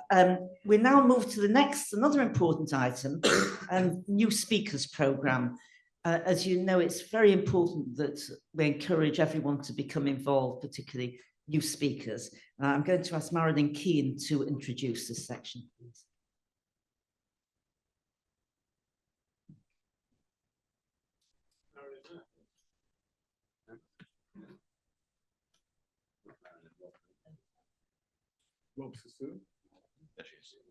Hi. I'm Marilyn Keane, Deputy for Bournemouth Hebrew Congregation and Chair of the FF&O's Deputy Engagement Working Group. I'm also Vice Chair for the Regional Council. The new Speakers Programme comes under the auspices of the FF&O's Deputy Engagement Working Group and is run by Rob Sassoon and myself. Rob is Vice Chair of the Under 35s and has recently been appointed to the Constitution Committee. A few weeks ago, an invitation was sent to new deputies to take part in the new deputies speakers programme for this triennium, and we've had an excellent response. There are positive benefits for both the deputy and the board. As a new deputy, you get to be known to other deputies. You promote your organisation. By speaking, the board can identify your work and life experiences, which can be helpful to the board. It can give you the confidence to ask questions or make statements at plenaries. It enables the new deputy to have a more worthwhile experience within the board. This programme was introduced in 2021 for the last triennium. Over 30 new deputies took part, including our esteemed president, Phil Rosenberg. Rob Sassoon organises the schedule and administrates the programme. If required by a new deputy, I can provide assistance with regard to content, editing and presentation. I also offer Zoom or recorded run-throughs if wanted. So every support is given to new deputies to make this a positive and rewarding experience. If you are a new deputy, please put your name forward for this programme. You can email Rob and myself or Sarah Radovan to let us know if you wish to take part. Our email addresses will be put on the chat. I'm now looking forward to hear the 4 new deputies who are speaking today. Jane Ginsberg, Michael Conn, Philip Goldenberg and Baron Frankel. Thank you for coming forward to be the first deputies of this triennium to participate in the new speakers programme. Thank you. We will start with Jane. Thank you very much, Marilyn, and thank you for that and the work that you're doing. And Jane Ginsberg, she here. Oh yes, Jane. Thank you very much indeed. My name is Jane Ginsborg. I used to be a classical professionally trained singer, but I'm now an academic and researcher, primarily in music psychology. So I've found a home in the higher education and campus group. I'm the deputy for Seven Hills Shul, what used to be called the Sheffield and District Reformed Jewish Congregation, and I'm chair of its management committee. It was founded in 1988 by 3 families who were then members of Sinai Synagogue in Leeds, and now has around 75 full and associate members, with a further 100 plus on our mailing list. Not bad, considering the size of the Jewish community in Sheffield, 649 at the last census, although down from around 2000 in the 1950s. We don't have a building or a congregation or rabbi, so we do most things ourselves. We celebrate the festivals and hold at least 3 services a month, both formal and informal. We have lots of music and dance, run a book group, a film club, a Rosh Chodesh group, and we undertake a great deal of interfaith activity. We employ a part-time community development worker for both outreach and in-reach, particularly working with families with young children. We pride ourselves on being diverse and inclusive. Diversity includes age range, religious and political background, gender, and sexual orientation. Inclusivity means actively welcoming all views and stances and accommodating disagreements as best we can. As a community, we're growing with increasing numbers of young people. Some have rediscovered their Jewish identity since 7th of October. Others want to convert or are in the process of converting. We have a good relationship with the rabbi and congregation of the Orthodox synagogue, particularly as some of us are members there too. We're currently trying to rebuild what used to be a good relationship with Sheffield's large, mostly Pakistani Muslim community. That's 57,000, or just over 10% of the population of Sheffield. We met last week with the Chief Executive of Sheffield City Council to voice our concerns at the Palestine Solidarity Campaign's request that the Council should fly the Palestinian flag on the 29th of November, especially as the Israeli flag was torn down and desecrated on the 10th of October last year. Sheffield has also recently entered into a twinning arrangement with Nablus, and I'd be glad to know how other deputies' constituencies are responding in similar situations. In all this, we're very active in and much supported by other progressive shuls in the Northern Network. I see my role on the board as representing women, progressive communities, small communities, and communities outside London. Thank you.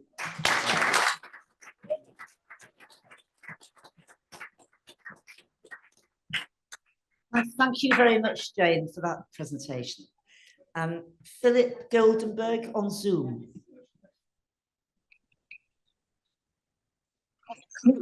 Thank you, Marilyn, for all the work you do. I'm Philip Goldenberg. I'm one of 2 deputies representing North West Surrey Reformed Synagogue, of which I'm a governing trustee. I joined the board at the tail end of the last triennium, so I don't feel that new.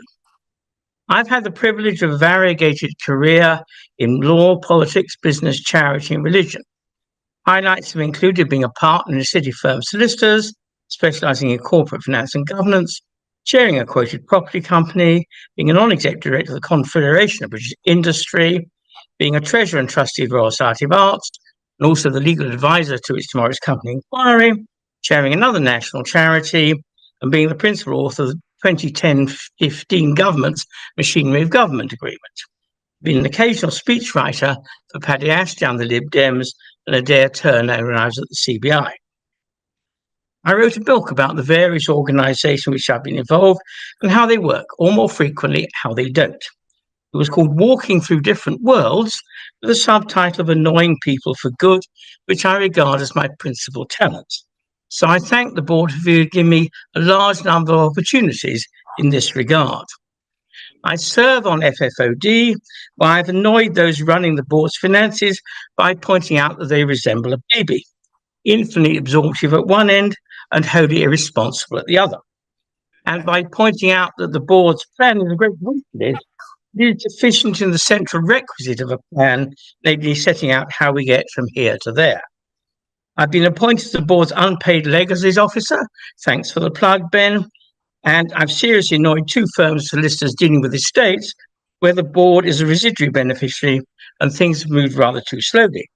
And I serve as the FFOD's representative on the Regional Deputies Council. I'm also involved in the creation of Progressive Judaism as an advisor on technical legal aspects of the merger structure. Please let me know any other area where I can annoy people. Seriously, I'm grateful for the privilege of serving on this remarkable body. And I'd like to close one important point. I serve on the Interfaith Working Group, mirroring the work on this vital area, which I do locally where we have a large Muslim community. And if I may say so, I was disappointed by the president with his media training for going on the Today programme, where the job is never to answer the questions, but to say what you wanted to say in the first place.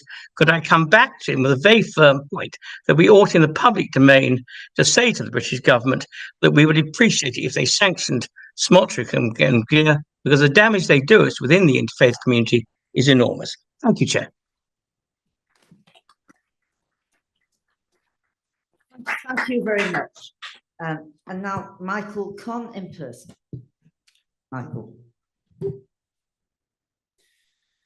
I'm Michael Conn, one of the deputies for Wimbledon Synagogue, where I've been a member for over 25 years with my family. Over the years, my involvements included CST training and sitting on the Wandsworth Police Independent Advisory Group.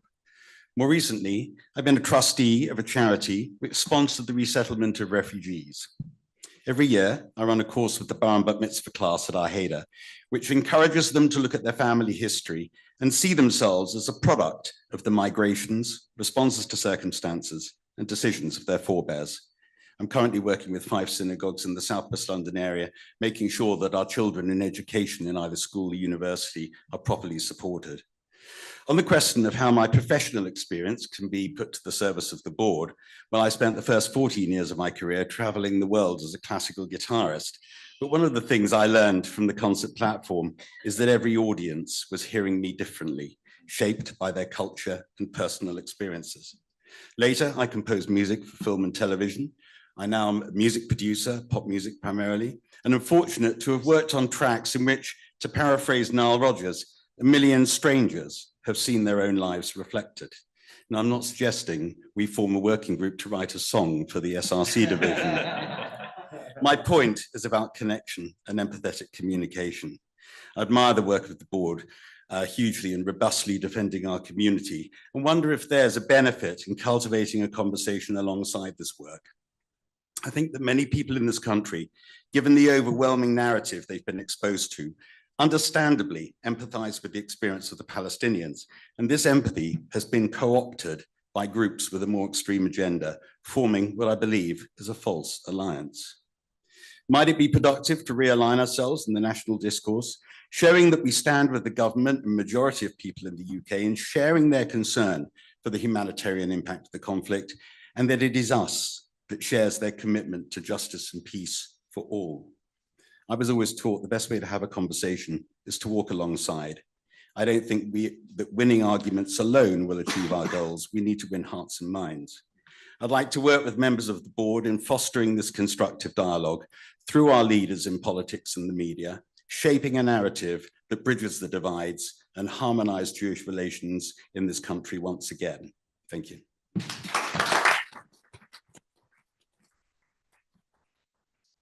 Thank you very much, Michael. And now Baron Frankel. Thank you. Baron Frankel, Menorah. Like so many of us, my aunt stood behind a steel door in Kibbutz Nachal Oz for 10 hours. One of our community's daughter's best friends is still today a hostage.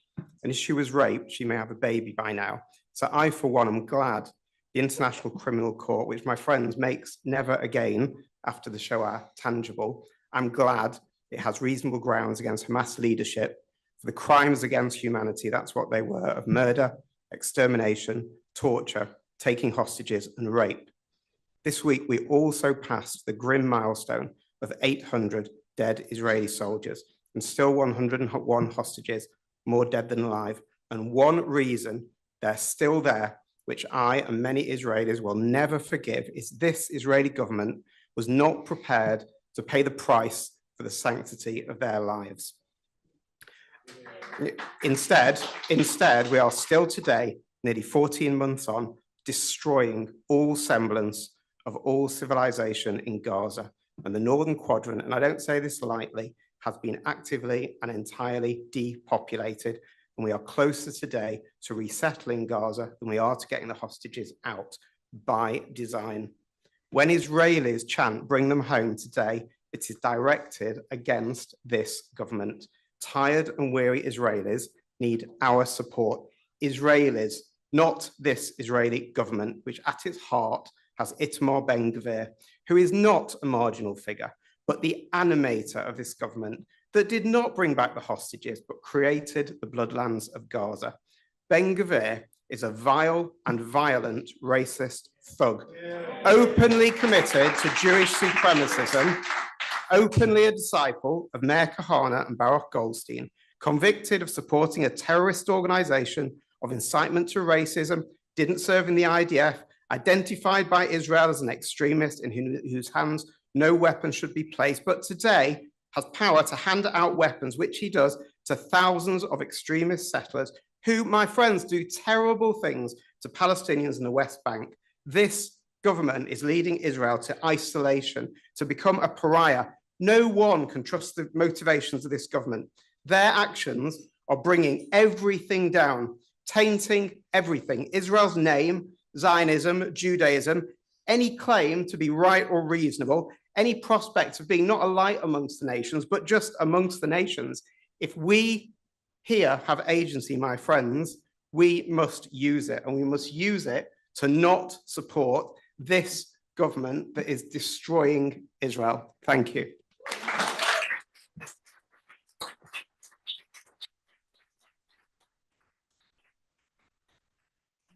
And thank you, Baron, and thank you to everyone. I think we can see what a wonderful talent and abilities and knowledge that we've got amongst deputies. And I hope everyone will feel that at some point they're able to use that and put it into our decisions, deliberations, so that we can improve what we do. And I'd also like to thank the tech team who worked so hard in making all of this possible today, Menachem and Yuri, and online Leo and Sarah. So thank you very much for that. I'd now like to let Phil, our president, have the last word on what I think has been a very interesting and packed meeting. Phil. Well, I like to use this slot that we've brought in to just reflect on some of the things we've heard today and talk about, that's better, isn't it? Talk about where we're going in the months ahead until we next meet. So first of all, I want to say this. A couple of years ago, one of the saddest experiences for me in the Board of Deputies, where we had votes on bringing in organisations, and both the Zionist Central Council and JACO were voted down on factional lines. We have made this a priority to make this board more united, more inclusive, and more outward looking. And today we've righted a wrong and brought JCOR in. I hope that in time I might bring the Zionist Central Council in too, but I think that shows the way that we are moving forward together as an organisation. As we've heard, we have diversity of views. That's okay. It's okay to disagree, but we disagree together. We bring forward the wisdom and wit of the whole community, and I think we serve the community best in that way. So thank you very much for that. Over the next couple of months, we've got a lot going on. Yeah? You've seen my report from this time. It will be no less busy next time.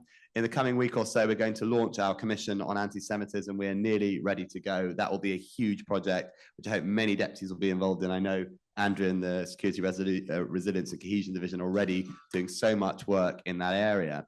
And I want to advertise to you that the next board meeting is going to be an extended special board meeting because we have so many excellent contributors, particularly on the subject of anti-Semitism. Because it will be in just a few days in advance of the 80th anniversary of the liberation of Auschwitz, we will have a survivor speaking to us. We're going to have Sami Burkhoff, president of the Union of Jewish Students, giving us a State of the Union address on the situation on campus. We're going to have a very senior police officer join us to speak about the police's reflections on what's happening and to take your questions. We're going to have the commissioners, the chairs of the commission will be there with us to speak to what they're doing and to hear an open forum debate from deputies on what needs to happen for us to tackle the virus of anti-Semitism together. It will be very significant. So I really commend you to put it in your diaries, like busy but important meetings. I hope you'll be able to join us for.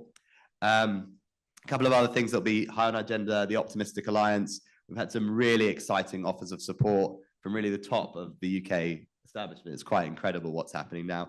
So we'll be reaching out. I know Andrew's been doing a lot of work to you to work out who our 10 organisations will be to do that regionally, as well as pushing forward on our working groups. That's a really important project that we have, and I know Manchester will be central to it. For some years, I've been talking about the necessity of having a parliamentary advocacy day. We've spoken about it. It will happen on the 11th of February.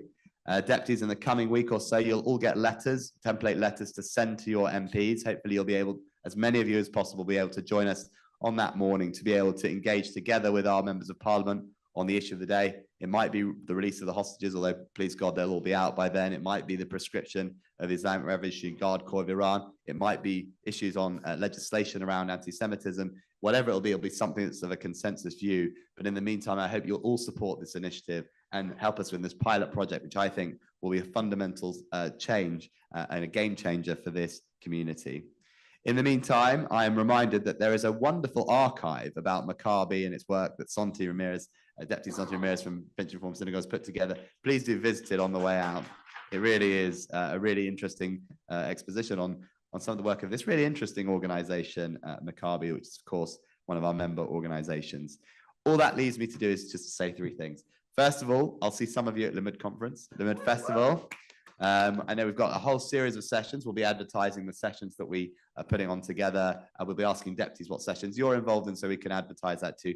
Let's all support each other. So much going on there.